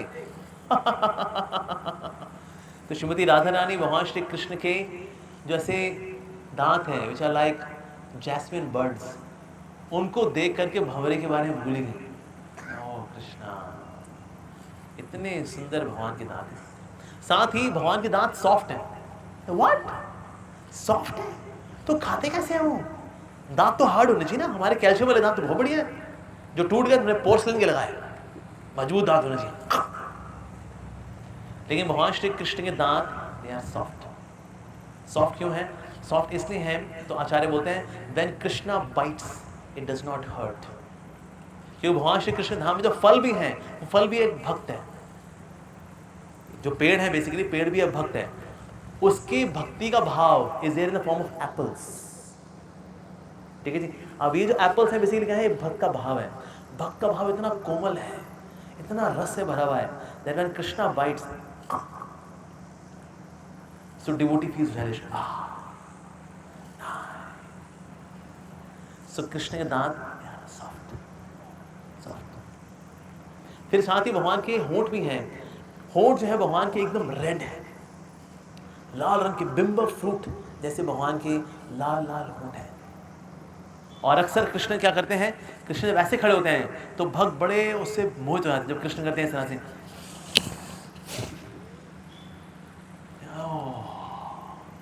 व्हाट अ ब्यूटी, लाल लाल होंठ, उस पे भगवान के सफेद सफेद दांत, इस प्रकार से होते हैं। इस प्रकार से भगवान के जो होंठ हैं ये बहुत अधिक आकर्षक है। दे लुक लाइक बिंब फ्रूट, तो बिंब फल के समान है भगवान के होंठ, बहुत ही सुंदर होंठ है। और डिवोटीज क्या करते हैं, जो डिवोटीज भगवान के सुंदर होंठों पे इस प्रकार से ध्यान देते हैं तो उनके हृदय का रजोगुण चला जाता है। क्योंकि रजोगुण का रंग कौन सा है? रजोगुण का रंग है लाल, लेकिन भगवान श्री कृष्ण के अधरों का जो लाल रंग है ये रजोगुण वाला नहीं है, ये दिव्य लाल है। तो इसलिए जो भगवान के होठों पे ध्यान देता है उसका रजोगुण कट जाता है, ठीक है जी। तो इस प्रकार से भगवान की सुंदर होठ है। भगवान की आंखें भी जो हैं वैसे तो यहाँ से बड़ी पिंक रंग की है, लेकिन अंदर जो उनका आई बॉल है, eye ball is red and brown. Red और ब्राउन रंग का भगवान के आई बॉल्स है, उससे इतनी रोशनी निकलती है कि वहां अंधकार हो नहीं सकता ऐसा। और साथ ही भगवान का जो ललाट है, भगवान के ललाट पे यहाँ पर ललाट वैसे ही बहुत सुंदर है, भगवान का बड़ा ललाट है। Anyone who is very extraordinary intelligent तो उसका ललाट बहुत बड़ा होता है। तो भगवान श्री कृष्ण का जो ललाट है बहुत बड़ा है, और इसमें यहाँ सुंदर सा तिलक लगा हुआ है भगवान श्री कृष्ण के। And then there are locks of hair जो कि भगवान के माथे पे आ रहे हैं। भगवान के बाल कैसे हैं? They are curly, they are glossy and they are black, लेकिन उनकी जो ह्यू है वो है नीले रंग की। सो नीले रंग की ह्यू वाले ग्लॉसी सिल्की कर्ली हेयर वो भगवान श्री कृष्ण के माथे पे आ रहे होते हैं, उससे कृष्ण और सुंदर दिखते हैं। जैसे हम देखा कई माताएं भी करती हैं जगत पे ना, सारे बाल पीछे भी अगर होंगे ना तो एक हुक बना करके निकाल ही लेंगे ताकि बाहर आए। तो ये स्टाइल आया कहां से? कृष्ण से आया। एक कृष्ण ऐसे नहीं करते हैं कि जबरदस्ती ऐसे निकाले हुक लगा करके, और फिर ये ड्रामेबाजी वहां नहीं करते। Krishna looks naturally beautiful by those curly locks of hair. तो कृष्ण के जो है बाल बड़े सुंदर, ग्लॉसी, सिल्की, ऐसे बाल है भगवान के। और भगवान का माथा बड़ा सुंदर है, ब्रॉड, तेजस्वी, ओजस्वी ऐसा। और फिर इस भगवान के सर पे वृंदावन के फ्लावर्स की पगड़ी है जो यशोदा मैया बनाती है, श्रीमती राधा रानी बनाती है, कृष्ण उनको पहनते हैं। मुकुट वगैरह पहनते हैं नारायण लोक में, वैकुंठ में, देयर ही वियर्स अ मुकुट। इवन द्वारकाधीश के तौर पे ही वियर्स मुकुट। As Jagannath also he wears मुकुट। और श्याम सुंदर कृष्ण डज नॉट वियर मुकुट, मुकुट नहीं पहनते भगवान श्री कृष्ण। भगवान श्री कृष्ण पहनते हैं वृंदावन के फ्लावर्स की बनी सुंदर सी पगड़ी, ऐसे भगवान श्री कृष्ण पहन के रहते हैं। साथ ही भगवान श्री कृष्ण गोल्डन कलर की धोती पहनते हैं। गोल्डन कलर की धोती क्यों पहनते हैं? Because golden colour symbolises Shrimati Radhika. जो व्यक्ति हमेशा श्रीमती राधा रानी के भाव को अपने ऊपर दिए हुए हैं, दैट्स व्हाई उनकी उत्तरी भी गोल्डन है, उन्होंने नीचे धोती पहनी हुई है गोल्डन। श्रीमती राधा रानी जो गोल्डन है, she wears blue colour sari, blue colour की ड्रेस पहनती है श्रीमती राधिका। बिकॉज धाम के अंदर कपड़े ये भाव की ही अभिव्यक्ति है। भगवान के धाम में कौन से कपड़े होंगे? कॉटन के, जूट के, टेरिकॉट, खादी। भगवान श्री कृष्ण के धाम में कपड़े बने हैं भाव के। The clothes are made up of emotions. जैसे इस दुनिया के अंदर हम भी भाव कैसे दिखाते हैं? अपने कपड़ों से। अगर आपने बड़े खूब फूलों वाले, पत्तियों वाले खूब अच्छे से कपड़े पहने हुए हैं, लगता है कि हाँ, लगता है आप कहीं बीच पे जा रहे हैं, आपने सर पे अपना ऐसे फूल पत्ते बांध दिया आपने, ये हम हवाई जा रहे हैं। काले कपड़े पहने मतलब हम बहुत दुख में हैं। अगर मैं सफेद कपड़े पहने अगर, तो यहाँ तो दुख में है, या फिर आप एक शांति के भाव में हैं। हम योगा करते हैं तो हम सफेद कपड़े पहनते हैं, तो हम अपने इमोशंस को अभिव्यक्त करते हैं कपड़ों के माध्यम से। लेकिन हमारे कपड़े किन के हैं? कॉटन के, जूट के, सिल्क के कपड़े, क्योंकि हमारे तो कोई भाव तो है नहीं हमारे अंदर। हमारे के अंदर क्या है? भाव का अभाव। तो इसलिए हम क्या कपड़े दिखाएंगे? और सर्टन हमारे भाव है ना, ये भाव वाले कपड़े हैं।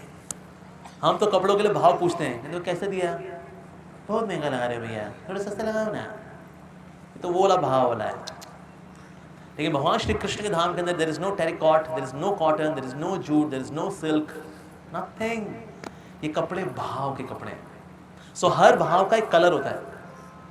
सो क्योंकि डीप लव, गहरे प्रेम का रंग है गोल्डन, तो अपने भक्तों के डीप लव का जो कलर है गोल्डन, उसको भगवान श्री कृष्ण पहनते हैं धोती के रूप में। सो ये भाव है जो कि कपड़े के रूप में भगवान श्री कृष्ण को लिपटा हुआ है।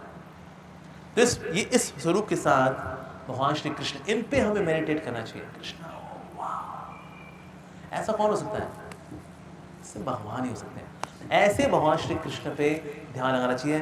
भगवान कपिल बता रहे हैं ऐसे भगवान श्री कृष्ण पे ध्यान लगाना चाहिए। तो अगर आप जब करते हैं तो जब करते करते आप ऐसे ध्यान लगाते हैं, सो दैट माइंड और कहीं ना जाए, यहीं पे रहे, नाम और रूप। हरे कृष्ण कृष्ण कृष्ण हरे हरे, हरे राम राम राम हरे हरे, वाह कृष्ण वाह, ऐसे ध्यान लगाना चाहिए। तो इस सुंदर स्वरूप के साथ जब भगवान श्री कृष्ण वृंदावन में चलते भी हैं, तो भगवान श्री कृष्ण जहाँ चरण रखते हैं और वहाँ से पाँव उठाते हैं, तो जो वृंदावन की रज है वो आनंद में खिल उठती है। आह, कृष्ण का स्पर्श हुआ, ओह कृष्ण का स्पर्श हुआ, आह कृष्ण का स्पर्श हुआ। तो कृष्ण जहाँ जहाँ जाते हैं वहाँ वहाँ वृंदावन की रज नाच रही होती है। तो अगर कहीं पता करना होता है कृष्ण किस और गए, कहता है कुछ नहीं, देखो वृंदावन की रज कहाँ नाच रही है। कहते हैं ये जो ट्रेल जा रहा है ना, देख रहे हैं, इसमें ये रज नाच रही है। आह ओह कृष्ण कृष्ण आह ये देखो वृंदावन की रज नाच रही है यहाँ पर, बिकॉज कृष्ण के चरण ने अभी छुआ है इसको। इस तरह से कृष्ण के बारे में पता लग जाता है कृष्ण कहाँ पर है। लेकिन रज को अगर कृष्ण बोलते हैं डोंट टेल माई एड्रेस, तो शांत भी होती है, लेकिन उस वक्त रज को बहुत मेहनत करनी पड़ती है। तो कृष्ण, लेकिन आपका स्पर्श होता है ना तो प्रेमोन्माद आ जाता है, तो तुम्हारे प्रेमोन्माद के चक्कर में मेरा सारा एड्रेस पता लग जाता है ब्रजवासियों को, वेयर एम आई गोइंग। शांत, ओके। तो जो ब्रज रज है वो अपने आप को संभाल रही होती है, क्योंकि बिकॉज द रज इज इन एक्सटेसी। लेकिन नहीं, कृष्ण ने बोला no no no no no, लेकिन नो नो नो नो, ये प्रेम कला है जो अंदर ही अंदर चलता है ब्रजरज के अंदर। Because Krishna is walking on brajraj. इसी धाम कहना ये प्रेम का बना हुआ जगत है। ये सब बातें ये प्रेम जगत की बातें हैं, भक्ति की जगत की बातें हैं।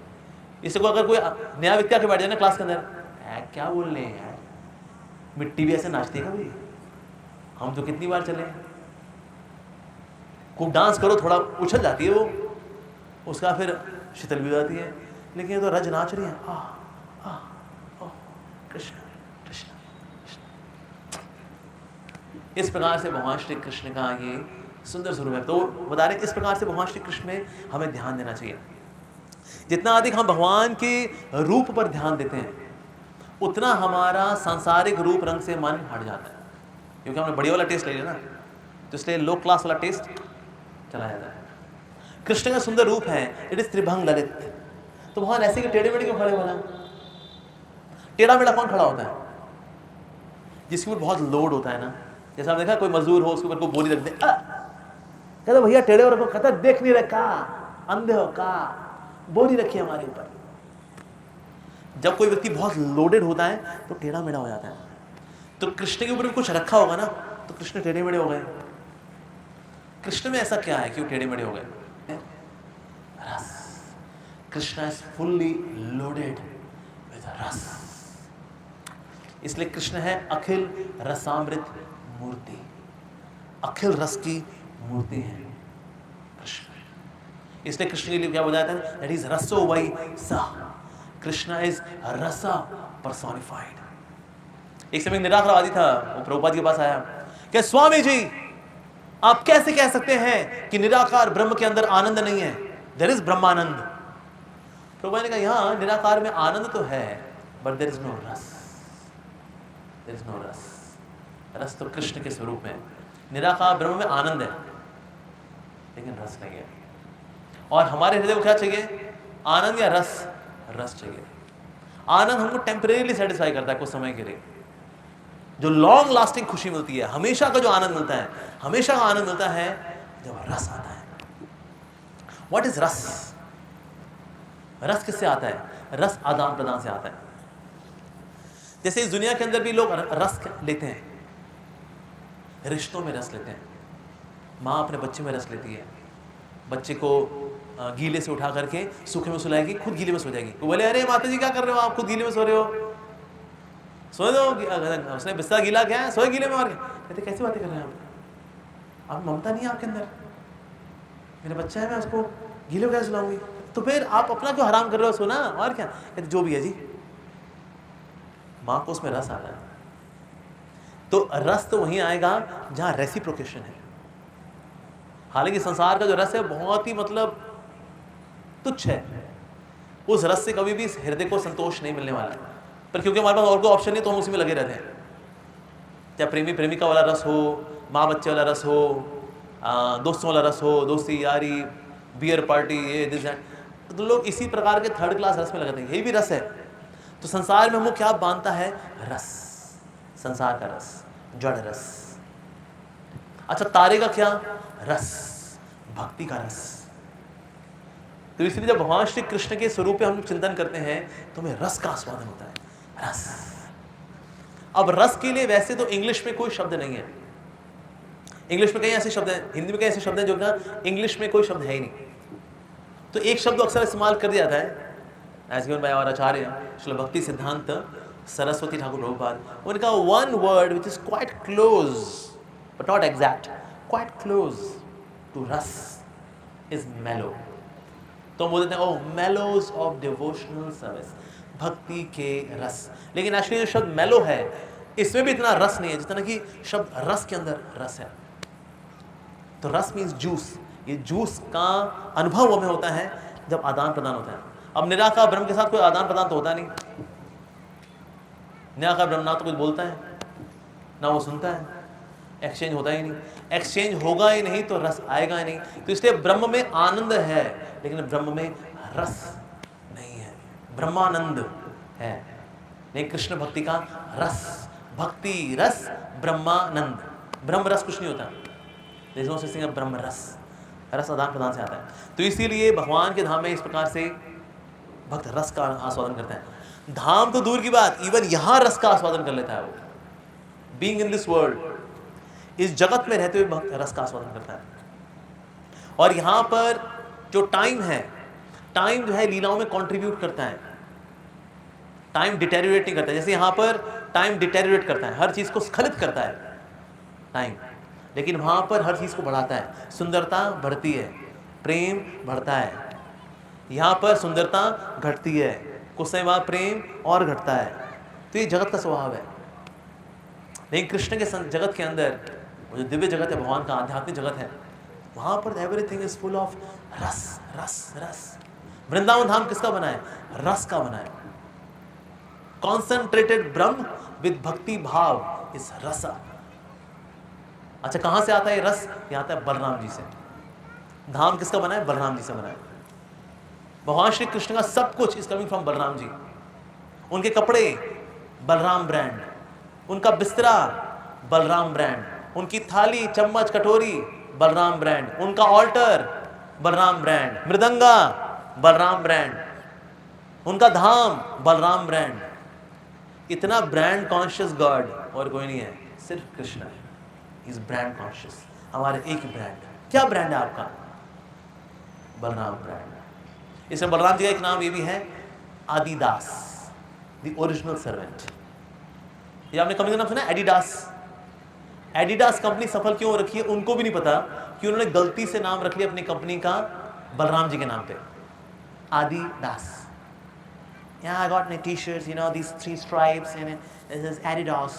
Sir, this is Adidas. That's Balram.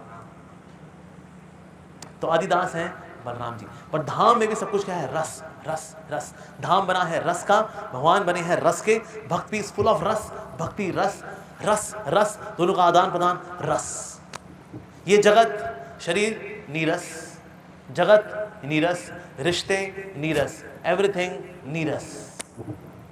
लेकिन थोड़ा थोड़ा हल्का फुल्का बीच में मिलता रहता है तो लोग उसी में निपटे रहते हैं संसार में, जगत के अंदर। ये नेचर है भगवान श्री कृष्ण का, के स्वरूप का, उनके धाम का।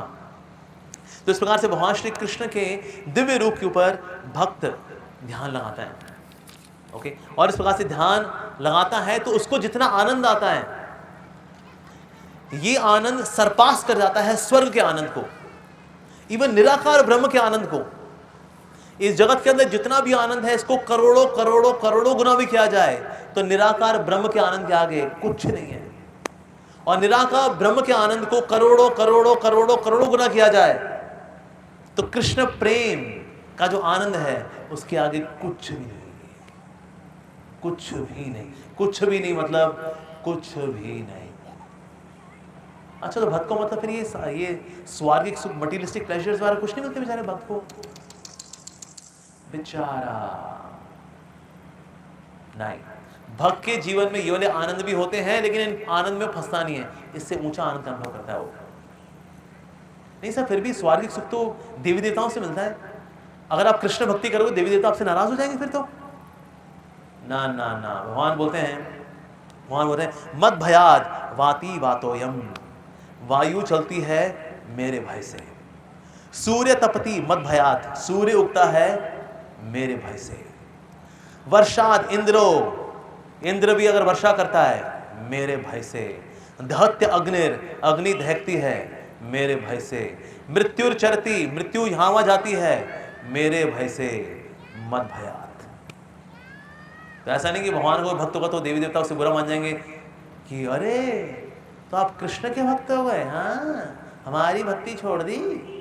कई लोग जब नए नए आते हैं कृष्ण भक्ति में, उनको डर लगता है कि प्रभु जी पहले तो हम उनको मानते थे, हनुमान जी को मानते थे, शेरवाली माता को मानते थे, शिव जी को मानते थे और शीतला माता को मानते थे, अब हम भक्त बन जाएंगे, कृष्ण भक्त बन जाएंगे, फिर अगर हमसे कृष्ण नाराज, फिर ये देवी देवता नाराज हो गए तो कि क्यों हमारी भक्तियां छोड़ दी तुमने हैं?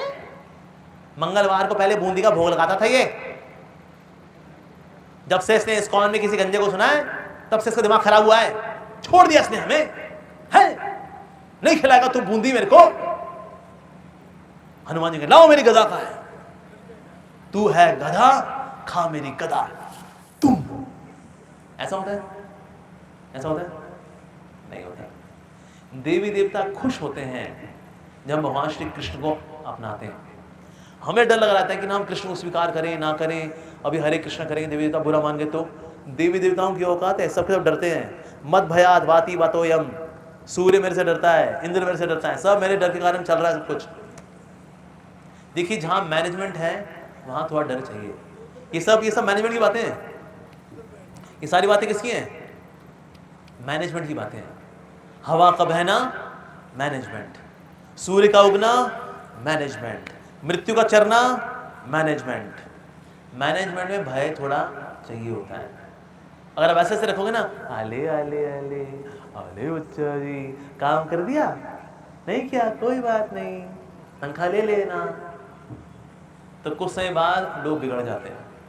तो चाहे कोई ऑर्गेनाइजेशन हो, चाहे स्कूल हो, कॉलेज हो, कॉर्पोरेट सेक्टर हो, अगर भय नहीं है आपका मैनेजमेंट बकवास हो जाएगा। इसलिए मैनेजमेंट में थोड़ा भय चाहिए होता है, डिसिप्लिन के लिए, डिसिप्लिन के लिए। उसके लिए भले एक हाथ को निकालना पड़े, कर दो, कहते चल सर यहाँ से, अपने आप बाकी लोग भय में आ जाएंगे, तो भाई साहब मैनेजमेंट का दिमाग घूमने भैया, अब निकालना शुरू कर दिया उन लोगों ने। नहीं तो पुराने लोग निठल्ले होते हैं, कोई सम्मान वगैरह भी नहीं करते, कंपनी के मालिक का भी सम्मान नहीं करेंगे। मालिक जो है फ़ोन करता रह जाएगा ना, मालिक को सारे काम करने पड़ते हैं क्योंकि वो निखट्टू कहीं बैठा है, तो मालिक को सारे काम करने पड़ेंगे। भाई पानी ले आओ, नहीं पानी लेके आता हूँ, हमारा पियन है ना वो खुद ही पानी पी जाता है, क्या करें, ठीक है जी मैं अभी आता हूँ। भय चाहिए, भय। सो जहाँ मैनेजमेंट आता है वहाँ थोड़ा भय की आवश्यकता पड़ती है। प्रेरणा भी देनी चाहिए, लेकिन साथ ही भय भी रखना चाहिए। भय पता है किसके लिए आवश्यक पड़ता है, किसके लिए कहाँ लगाना पड़ता है? जहाँ कम बुद्धिमान लोग कार्य कर रहे हैं आपके साथ, वहाँ भय कार्य करता है। वहाँ प्रेरणा वाला कार्य नहीं करती कि अब तो हम स्वाभाविक रूप से सेवा करेंगे।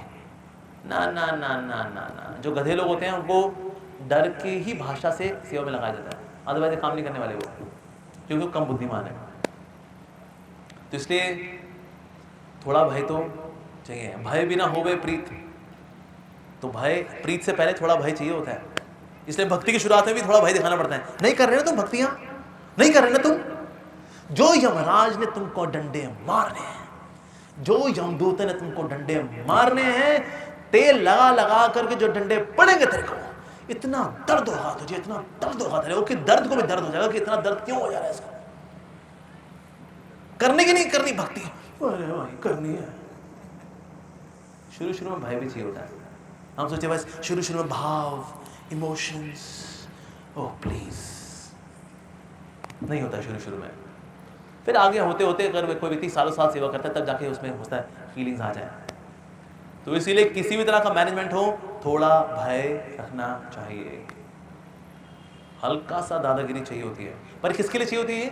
जो कम बुद्धिमान लोग हैं उनके लिए चाहिए होती है। जो बुद्धिमान लोग होते हैं उनको प्रेरणा चाहिए होती है, उनको एजुकेशन चाहिए, शिक्षा चाहिए, दैट्स इट। लेकिन भय चाहिए होता है। तो भगवान के भय से सब कुछ चल रहा है जी। Management affairs are by management और आर बाय फियर, बाय। लेकिन क्या देवी देवता बुरा मानते होंगे? अब अगर हम कृष्ण भक्ति को अपनाते हैं, आपने अपनी कथा सुनी, ठीक है जी, आज छठा दिन हो गया, छठे दिन में हम क्या बता रहे हैं? कृष्ण कृष्ण कृष्ण। तो अगर किसी देवी देवता से कोई अटैच भी हो तो भी बता सोचेगा यार इतना कृष्ण कृष्ण हो गया, तो लोग अब कृष्ण कृष्ण ही कर लेते हैं फिर थोड़ा सा। लेकिन अब जिनसे हम अटैच थे वो बुरा मान गए तो, मेरी माता रानी बुरा मान गई तो, मेरे हनुमान जी बुरा मान गए, मेरे शिव जी बुरा मान गए तो मेरे सरस्वती माँ बुरा मान गई तो, मेरे साईं बाबा बुरी माँ बुरा मान गए तो, कोई बुरा नहीं मानता, सबको खुशी होती है। चलो फाइनली ये सही जगह लगा, फाइनली जिनकी हम पूजा करते हैं फाइनली ये भी उनकी पूजा में लगा। चलो जी, क्योंकि देवी देवता है कि भगवान के भक्त हैं। भक्त को खुशी होती है जब कोई कृष्ण की सेवा में लगता है। ऐसा मान लो को मेरे पास आए और बोले अमोघ लीला प्रभु जी आप तो भगवान हैं, हम तो आपके चरण धो धो के पीना चाहते हैं, आज से आप हमारे भगवान हैं, आप ही कृष्ण कन्हैया जी का रूप हो, आप हमने तो जान लिया है, आप ही चैतन्य महाप्रभु हो, आप ही कृष्णा हो। तो ये मानते हुए कि मैं एक ठीक ठाक भक्त हूं, मुझे सुन के खुशी होगी या दुख होगा? दुख होगा। क्या गधे लोग हैं यार, मेरे को भगवान बोल रहे हैं, तो भगवान हो क्या?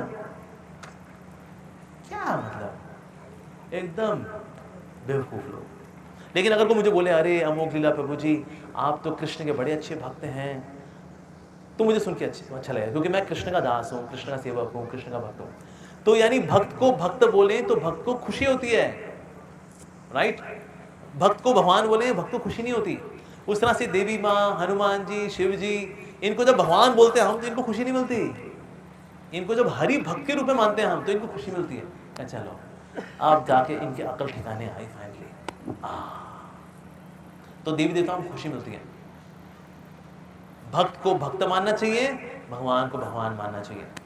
ये नहीं कि भाई सब बराबर है, सब बराबर है जी, श्रद्धा होनी चाहिए बस।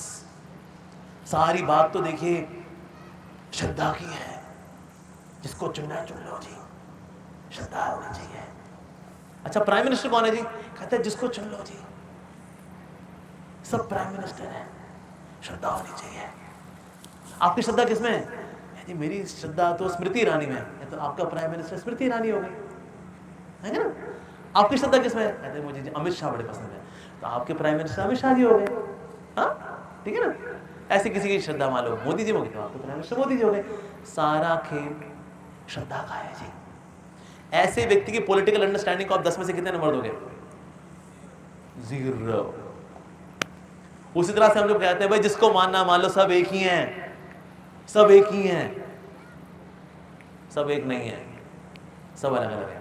देवी देवता है, भगवान भगवान है, सब एक नहीं होते।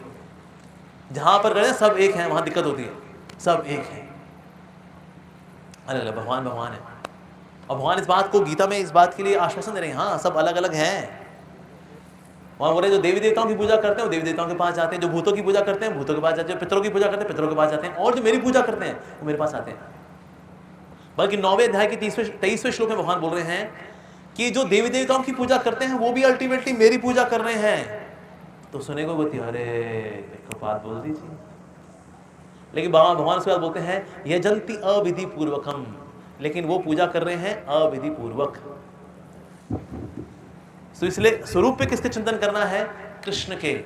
तो क्या देवी देवता हमसे नाराज होंगे? ना, ये हमारी और सहायता करते हैं। सारी दिशाएं, सारे देवी देवता, ये सब मिलकर के भक्त की सेवा करते हैं। क्यों? उनको पता है तो हरि का भक्त है। जब किसी भक्त की दीक्षा होती है उस वक्त देवी देवता आकर के दीक्षा के प्रोग्राम में आकर रोते हैं। पुराणों में ऐसा लिखा है, देवी देवता आकर के रोते हैं खुशी के आंसू। देखो कितना सौभाग्यशाली है, इसको प्रमाणिक गुरु मिल गए, कृष्ण भक्त मिल गए इसको गुरु के रूप में। भाई भक्ति करेगा, जन्म मृत्यु के चक्कर से निकल जाएगा। क्या हम लोग अप्सराओं के साथ घूमते रहेंगे, यहाँ डेट मारते रहेंगे अप्सराओं के साथ, टट्टे रहेगी यार, ये कितना सौभाग्यशाली है, मनुष्य है, हमारा जन्म इनसे श्रेष्ठ माना जाता है, हमारे पास ज़्यादा भोग है, ज़्यादा बढ़िया शरीर है, लेकिन इसका सौभाग्य हमारे से ऊंचा है, क्योंकि इसको प्रमाणिक गुरु मिल गए हैं, उनसे दीक्षा ले ली इसने, दीक्षा शिक्षा ले करके भजन करके निकल लेगा ये गोलोक वृंदावन के लिए। अपन ये घूमते रहेंगे अप्सराओं के साथ, तो इसलिए खुशी के आंसू निकालते हैं वो, बड़ा सौभाग्यशाली है, बड़ा सौभाग्यशाली है, बड़ा सौभाग्यशाली है ऐसा। तो इस प्रकार से भगवान कपिल ने भगवान के ऊपर ध्यान लगाने का, उनके रूप पे ध्यान लगाने के बारे में बताया। और साथ ही भगवान कपिल फिर कुछ प्रैक्टिकल बातों पे भी आते हैं। प्रैक्टिकल बातें आती है कि अगर जब भक्ति भजन करें, जब साधना करें, तो किन बातों पर ध्यान रखना चाहिए। तो बता रहे हैं कि हमें खाने पीने में वी शुड बी मॉडरेट, यानी खाने पीने में बहुत ज़्यादा नहीं खाना चाहिए, बहुत कम भी नहीं खाना चाहिए, मॉडरेट खाना पीना रखना चाहिए। जैसे भगवान कृष्ण गीता के अंदर क्या बता रहे हैं, जो बहुत ज़्यादा खाता है, जो बहुत कम खाता है, जो बहुत कम सोता है, जो बहुत ज़्यादा सोता है, ऐसा व्यक्ति योगी नहीं बन सकता।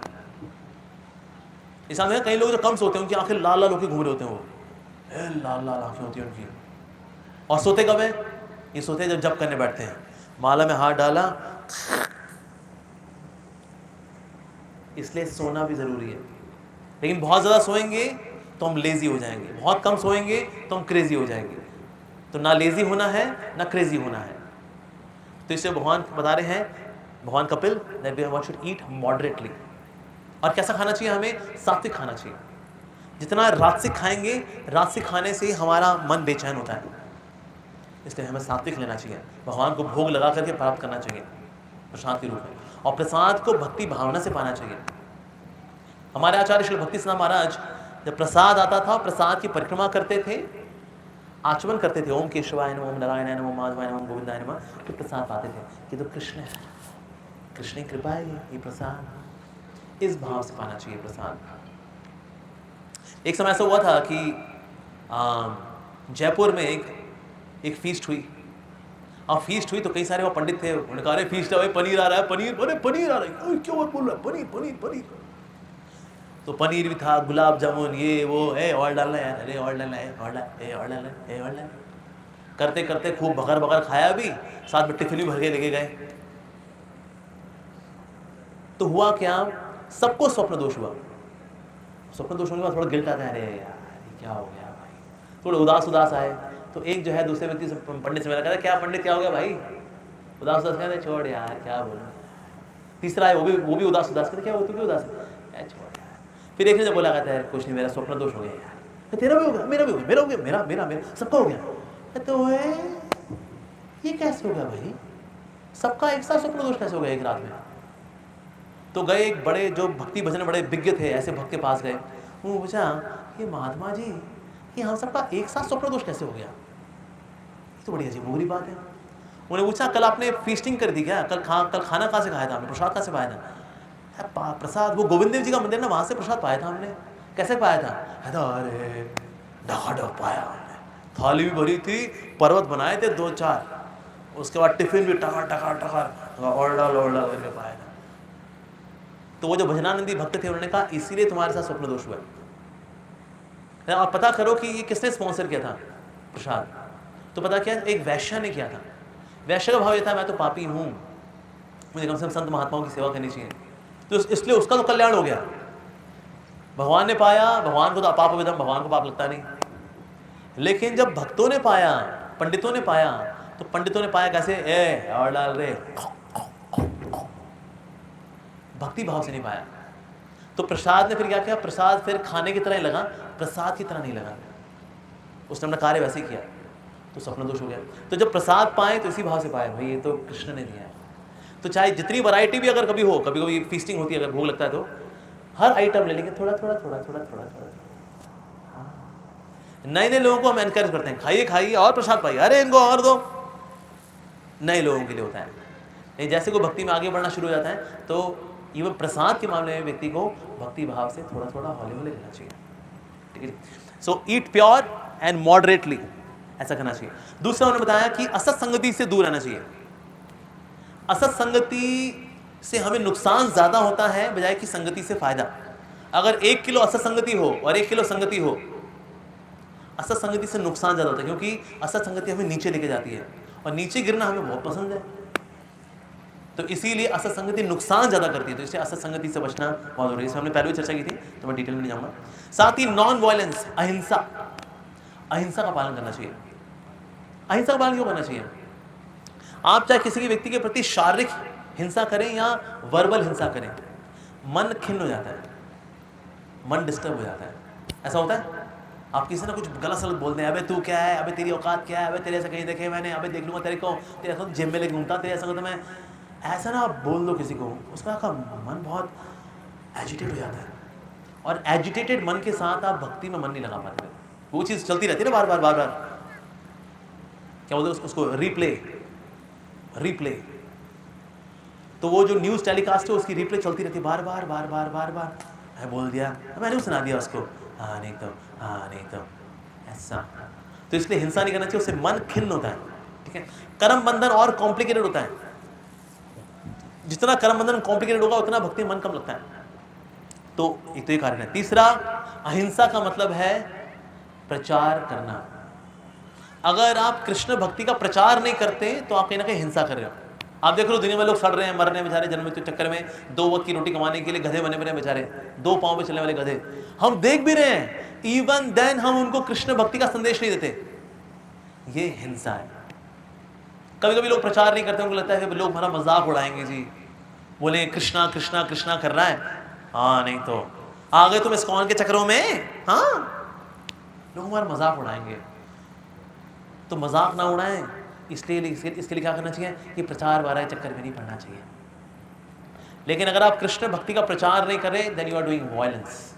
आपको पता है सच क्या है, लेकिन फिर भी आप उसका प्रचार नहीं करते। जैसे कैथलिक्स है ना, कैथलिक्स में जैसे if you are not preaching you are not Catholic. अगर आप प्रचार नहीं कर रहे हैं, you are not Catholic Christian, आप क्रिश्चियन ही नहीं हो। कैथलिक्स का ये मानना है। सेम हिंदुओं को भी होना चाहिए, सनातन धर्म को होना चाहिए। अगर मैं प्रचार नहीं कर रहा हूं, मैं हिंदू ही नहीं हूं। प्रचार करना चाहिए। सब तरह के लोग, ये ना सोचे नहीं वो कहाँ आएगा जी, हाँ अरे वो बड़ा कट्टर होते हैं, वो नहीं आएंगे, अरे वो पैसे वाला आदमी है, वो कहाँ आएगा। ऐसा नेगेटिव सोच निकाल देनी चाहिए। हर व्यक्ति भक्त बन सकता है, कुछ लोग जल्दी आते, कुछ लोग देरी से आते, लेकिन प्रचार करना चाहिए। सो अहिंसा का मतलब क्या है? प्रचार करना। प्रचार ना करना क्या है? हिंसा, इट्स वायलेंस। कि हम दुनिया में लोगों को सड़ने देते हैं, हाँ सड़ो सड़ो सड़ो सड़ो, जन्म मृत्यु चक्कर में पड़े रहो, ये हिंसा है।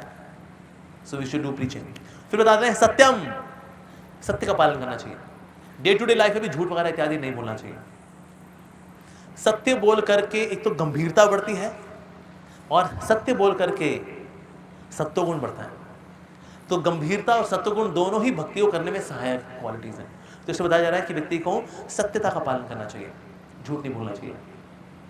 एक बार एक डिवोटी था, उसने बोला प्रभुपाद जी को, श्री प्रभुपाद अभी वियतनाम वॉर चल रही है, अभी मुझको, बिकॉज मैं आर्मी का व्यक्ति हूँ, मुझे ना जाना पड़ेगा वॉर में, पर मैं जाना नहीं चाहता श्री प्रभुपाद, मैं क्या करूँ? प्रभुपाद जी ने बोला तुम उसको अपने आर्मी जनरल को बोलो कि मेरे को अपने गुरु महाराज के साथ बैठ के श्रीमद् भागवतम पढ़ना है। प्रभुपाद इस कारण से वो छुट्टी खा देगा? अगर मैं बॉस को ये बोलूँ कि मेरे को अपने गुरु के साथ बैठ के भागवतम पढ़ना है, कोई ऐसा हो कि भाई मुझे डिसेंट्री लगी हुई है, मुझे मेरे पेट खराब है, मेरी माँ को हॉस्पिटल लेके जाना है, ये तो इसमें तो कोई छुट्टी अप्रूव ही कर दे, इस पर कौन छुट्टी अप्रूव करेगा? प्रभुपाद ने कहा ना, जाके बोलो मेरे को अपने गुरु के साथ बैठ के भागवतम समझना है, इसलिए मुझे छुट्टी चाहिए। जी श्री प्रभुपाद। अब ये शिष्य जो है गया अपने आर्मी जनरल के पास गया, yes sir I want to apply for leave, I will not be able to join the Vietnam war. है क्यों? Why you can't join the Vietnam War? क्यों? Yes sir, because I want to learn Srimad Bhagavatam in association of my guru, my spiritual master, A.C. Bhaktivedanta Swami Prabhupada. Oh, what is that? This Srimad Bhagavatam. So it's a masterpiece. It's a spiritual encyclopedia. It uplifts the character. चरित्र अच्छा होता है इससे. Oh, I see. All right, approved. Huh? Approved. अंदर से भक्ति शौक रह गया। तो प्रभु ने बोला सच बोलो। इसके अलावा हमें क्या करना चाहिए भक्ति में आगे बढ़ने के लिए? प्रैक्टिकल गाइडेंस फ्रॉम भगवान कपिल। ब्रह्मचर्य का पालन करना चाहिए। अब ब्रह्मचर्य वालों में ये नहीं है सिर्फ जो ब्रह्मचारी है वही ब्रह्मचर्य पालन करेगा, इवन गृहस्थ व्यक्ति को भी ब्रह्मचर्य का पालन करना चाहिए, जहां तक यथासंभव प्रैक्टिकल हो करना चाहिए। जितना ज्यादा शारीरिक भोगों में व्यक्ति लिप्त होगा उतना ज्यादा उसका भगवान से मन हटेगा। कई लोग शेयर करते हैं, प्रभु जी शादी पहले मेरा बड़ा मन लगता था भगवान में, शादी हुई पता नहीं अब क्या हुआ, अब ना एकदम से मन मेरा नीचे की ओर हो गया, पता नहीं ऐसा क्या होगा। मैं अभी भी लेकिन मंदिर आता हूँ, जब तो मैं अभी भी करता हूँ, नहीं पता नहीं है शादी के बाद पता नहीं वो भाव मेरा नहीं रहा जो शादी के पहले था ना, वो कनेक्शन नहीं रहा। शादी के बाद जीवन में क्या आता है? भोग आते हैं। तो जितना भोग संभोग के अंदर व्यक्ति डूबा रहेगा, जितना ज्यादा करेगा, ऐसे में व्यक्ति का भगवान में रुचि कम होगी। One of the reason Hari कथा में लोग ज्यादा नहीं टिक पाते इस दैट भोग के संस्कार इतने ज्यादा हैं कि योग की बातें ज्यादा समय लोग पचा नहीं पाते। पर कौन पचा पाएगा? जो गृहस्थ आश्रम में रह करके भी नियमित रहता है। आप देखिए, जिन गृहस्थ लाइफ के अंदर शारीरिक भोग ज्यादा होते हैं एक दूसरे के साथ, दोनों की एक दूसरे को लेकर के रिस्पेक्ट भी कम हो जाती है। My partner is just after my body, इसको मेरा शरीर चाहिए और कुछ नहीं चाहिए, और कुछ नहीं, कोई प्यार व्यार नहीं है इसका, जस्ट अ वाइल्ड एनिमल। अगर मैं सामने वाले को वही देखता हूँ कि उसको बस मेरा शरीर चाहिए, आपको लगता है उस गृहस्थी जीवन को सम्मान रहे एक दूसरे के लिए? तो जितना पति पत्नी पवित्रता का पालन करते हैं, एक दूसरे की रिस्पेक्ट बढ़ती है। फिजिकल इंटीमेसी वाला कितनी होनी चाहिए गृहस्थ आश्रम के अंदर? उसके लिए बड़ा सुंदर एग्जांपल है। जैसा देखा, उबले हुए आलू होते हैं ना, उबले हुए आलू अगर आप निकालें कुकर से, उनको छीलना हो और आपके पास पोना नहीं है, कपड़ा नहीं है आपके पास, तो उनका आलू लेते तो हैं और उसको छूते कम से कम है, जिससे कि हाथ जले ना, हाथ जले भी ना और छिल भी जाए, राइट? ज्यादा पकड़ेंगे तो हाथ जल जाएगा आपका। अगर छोड़ी दे पूरा आपने तो आलू छिलेगा कौन? तो आलू छीलते वक्त जितना हाथ लगाना पड़ता है, बस हो गया जी। इतना ही शारीरिक आदान प्रदान रखना चाहिए गृहस्थ आश्रम के अंदर। जितना भोग होंगे उतना ज्यादा भगवान में मन कम लगेगा। जैसे इंद्र का संपर्क में आके अहिल्या पत्थर बन गई, उसी प्रकार से इंद्रिय भोग के संपर्क में आकर के हमारा मन पत्थर बन जाता है, हमारा हृदय पत्थर बन जाता है। पर जिस तरह से पत्थर को किसने छुआ तो वो तर गई, श्री रामचंद्र ने। उसी प्रकार से अल्टीमेटली भगवान की कृपा का स्पर्श पा करके ही ये पत्थर हृदय पिघलता है। नहीं तो जितना इंद्रिय भोग करेंगे उतना ज्यादा व्यक्ति का हृदय कठोर होता जाएगा, और जितना अधिक भोग करते हैं उतना ज्यादा भगवान से ईर्ष्या बढ़ती है। And if you can enjoy, I can also enjoy. You have your gopi, I have my gopi. ईर्ष्या बढ़ती है। जब जितना हम भोग करते हैं उतनी भगवान से ईर्ष्या बढ़ती है, और भगवान से ईर्ष्या करेंगे प्यार कब करेंगे फिर भगवान से, राइट? तो इसलिए ब्रह्मचर्य का पालन करना चाहिए। इवन गृहस्थ आश्रम के अंदर भी जहाँ तक हो सके प्रैक्टिकल हो उतना ब्रह्मचर्य का पालन करना चाहिए, अच्छा रहता है। दोनों उससे सत्वगुण बढ़ता है पति पत्नी के अंदर, और सत्वगुण बढ़ेगा फिर ये वानप्रस्थ जीवन के लिए भी तैयारी कर पाएंगे। कहीं गृहस्थ जब वानप्रस्थ जीवन की तैयारी कर ही नहीं पा रहे, बिकॉज दोनों एक दूसरे में लिप्त हैं। 4 आश्रम में से एक आश्रम है गृहस्थ आश्रम, इसके बाद फिर आता है वानप्रस्थ आश्रम, जहाँ पति पत्नी साथ रहते हैं पर उनमें अब पर वो बस एक मित्र की तरह रहते हैं, एक दूसरे की तरह सहयोग देते हैं भक्ति में, दैट्स इट। शारीरिक और कुछ भी नहीं होता दोनों के बीच में। जैसे ब्रह्मचारी आश्रम में ब्रह्मचारी रहते हैं ना, ऐसे रहते हैं दोनों हस्बैंड वाइफ साथ रहते हैं, लेकिन ब्रह्मचारी कैसे होते हैं? वो भी वहाँ चटाई पे सो रहे हैं, हम यहाँ चटाई पे सो रहे हैं, एक और ब्रह्मचारी चटाई पे सो रहे हैं। ब्रह्मचारी आश्रम ऐसे ही होता है। हमारे आश्रम में कोई आएगा ना, अगर कहते आप लोग सोते कहाँ हैं, कहते बस यहीं पे सो जाते हैं। हाँ क्या बात है जी। फिर वहाँ पोछा वगैरह लगा देते हैं सुबह उठ करके, फिर वहाँ वहीं जब भी कर लेते हैं, पढ़ भी लेते हैं। ब्रह्मचारी आश्रम इज लाइक दैट। वहीं पे कोई कोने में हारमोनियम में कीर्तन का प्रैक्टिस कर रहा होता है, तो कोई अपने लैपटॉप के अंदर पावर पॉइंट स्लाइड बना रहा होता है। ब्रह्मचारी आश्रम इज लाइक दैट। वहाँ पर कोई एक दूसरे से भोग की इच्छा नहीं होती, एक दूसरे की सेवा कर रहे होते हैं ब्रह्मचारी से। और कोई बीमार पड़ गया तो उसकी सेवा कर देंगे ब्रह्मचारी। तो सेम हाल हो जाता है जब कोई व्यक्ति वानप्रस्थ जीवन में आता है। So husband wife they help each other come closer to Krishna. Krishna के नजदीक जाने के लिए एक दूसरे की आप हेल्प करते हैं बस, और दोनों ब्रह्मचर्य का पालन करते हैं। तो बस हमने 25 साल कर लिया, बच्चे बड़े हो गए, बच्चों की नौकरियां हो गई, बस हो गया। अब बच्चों तुम लोग संभालो, अब नाउ वी फोकस ऑन भक्ति कंप्लीटली। ये नहीं कि बच्चों के बच्चे हुए तो बच्चों के साथ लगे हुए, उनके बच्चों के साथ लगे हुए हैं। ना ना ना ना ना, हमने तुमको कुचिकू कर लिया, अब तुम करो इनको कुचिकू। हम करेंगे यहाँ पर Hare Krishna Krishna Krishna Hare Hare, Hare Ram Ram Ram Hare Hare. And then husband and wife live very simply. And no society obligation कि भाई उनकी शादी का आया हुआ इन्विटेशन, वहाँ जाना पड़ेगा ना, ना ना ना जी। वानप्रस्थी व्यक्ति कहता है बस ये अब हम लोग 25 साल शादियों में हुआ है, खूब गए शादियों में, खूब मिठाइयाँ वैयाँ खाई, वो हो गया बढ़िया। हरे कृष्णा। हमारे बच्चों ले जाओ बेटा, इन्विटेशन आया शादी का, बेटा लोग जाओ। वानप्रस्थ लाइफ बहुत ही इंपॉर्टेंट आश्रम है वानप्रस्थ आश्रम। आज इस जगत के अंदर वानप्रस्थ आश्रम की ट्रेनिंग नहीं है।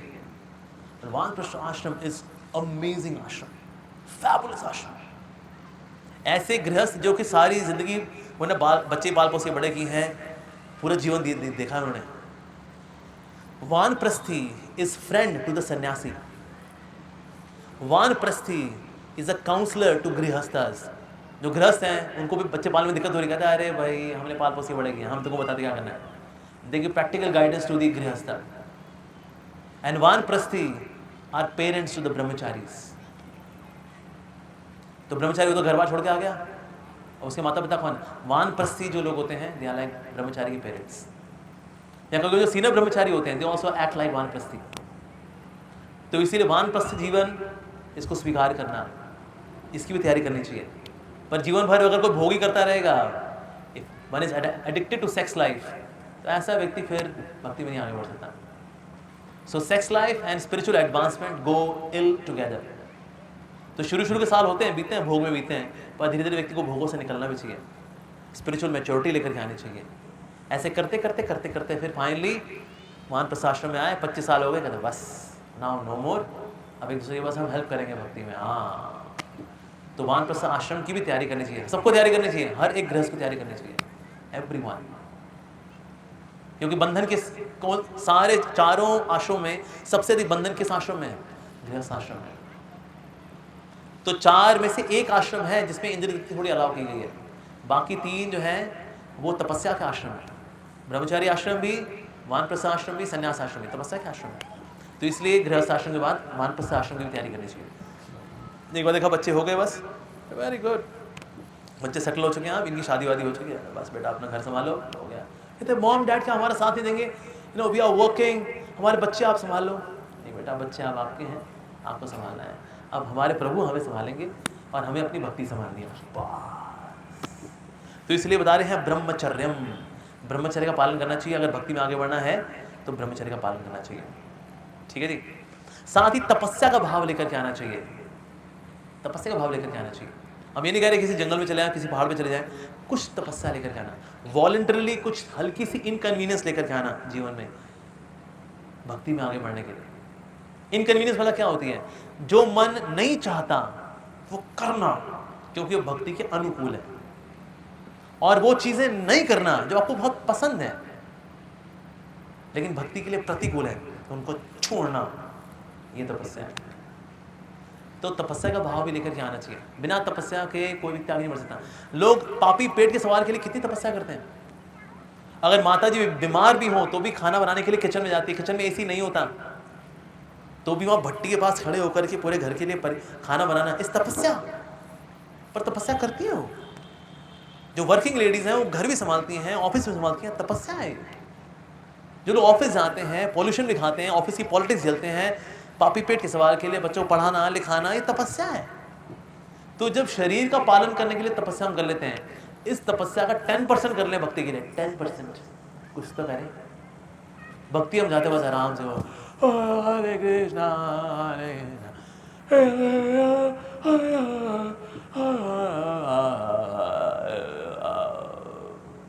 ऐसे हो जाएगी, सिद्धि हो जाएगी, ऐसे नहीं होने वाली। सतयुग में लोग 60,000 साल तपस्या करते थे, हम 60 साल तो कर लें। 60,000 का 60 कितना परसेंट है? 0.001%, 0.001, हाँ यस 0.001%। इतना कुछ ये तो कर लें कम से कम। 0.001% तपस्या भी नहीं करेंगे हम। 60 साल क्या, लोग 60 महीने में बिदक जाते हैं। प्रभु जी 5 साल हो गए, 60 महीने कुछ हो ही नहीं रहा, हमारे रोंगटे तो खड़े हुए ही नहीं। देखिए रोंगटे बिछे हुए हैं, हमने सुना भगवान का नाम लो तो रोंगटे खड़े होते हैं। कृष्णा देखो बिछे हुए हैं। अबे कभी तो खड़े हो जाया करो तुम। कृष्णा कितना टाइम हुआ आपको भक्ति करते हैं? 5 साल हो गए हमें। हाँ, 60 महीने में बितक गए तुम, इतने दुखी हो गए। अच्छा, घर परिवार के लिए कितनी तपस्या की? सारा जीवन। तो जब पापी पेट के सवाल के लिए हम इतनी तपस्या कर लेते हैं, भक्ति के लिए भी कुछ तपस्या करनी चाहिए हमें। तो इसलिए वो यहाँ रिकमेंड करें that we should also do some tapasya. तपस्या का भाव लेकर के आना चाहिए भक्ति में आगे बढ़ना है तो। ठीक है जी, हम यहीं पे विराम देते हैं। हरे कृष्णा।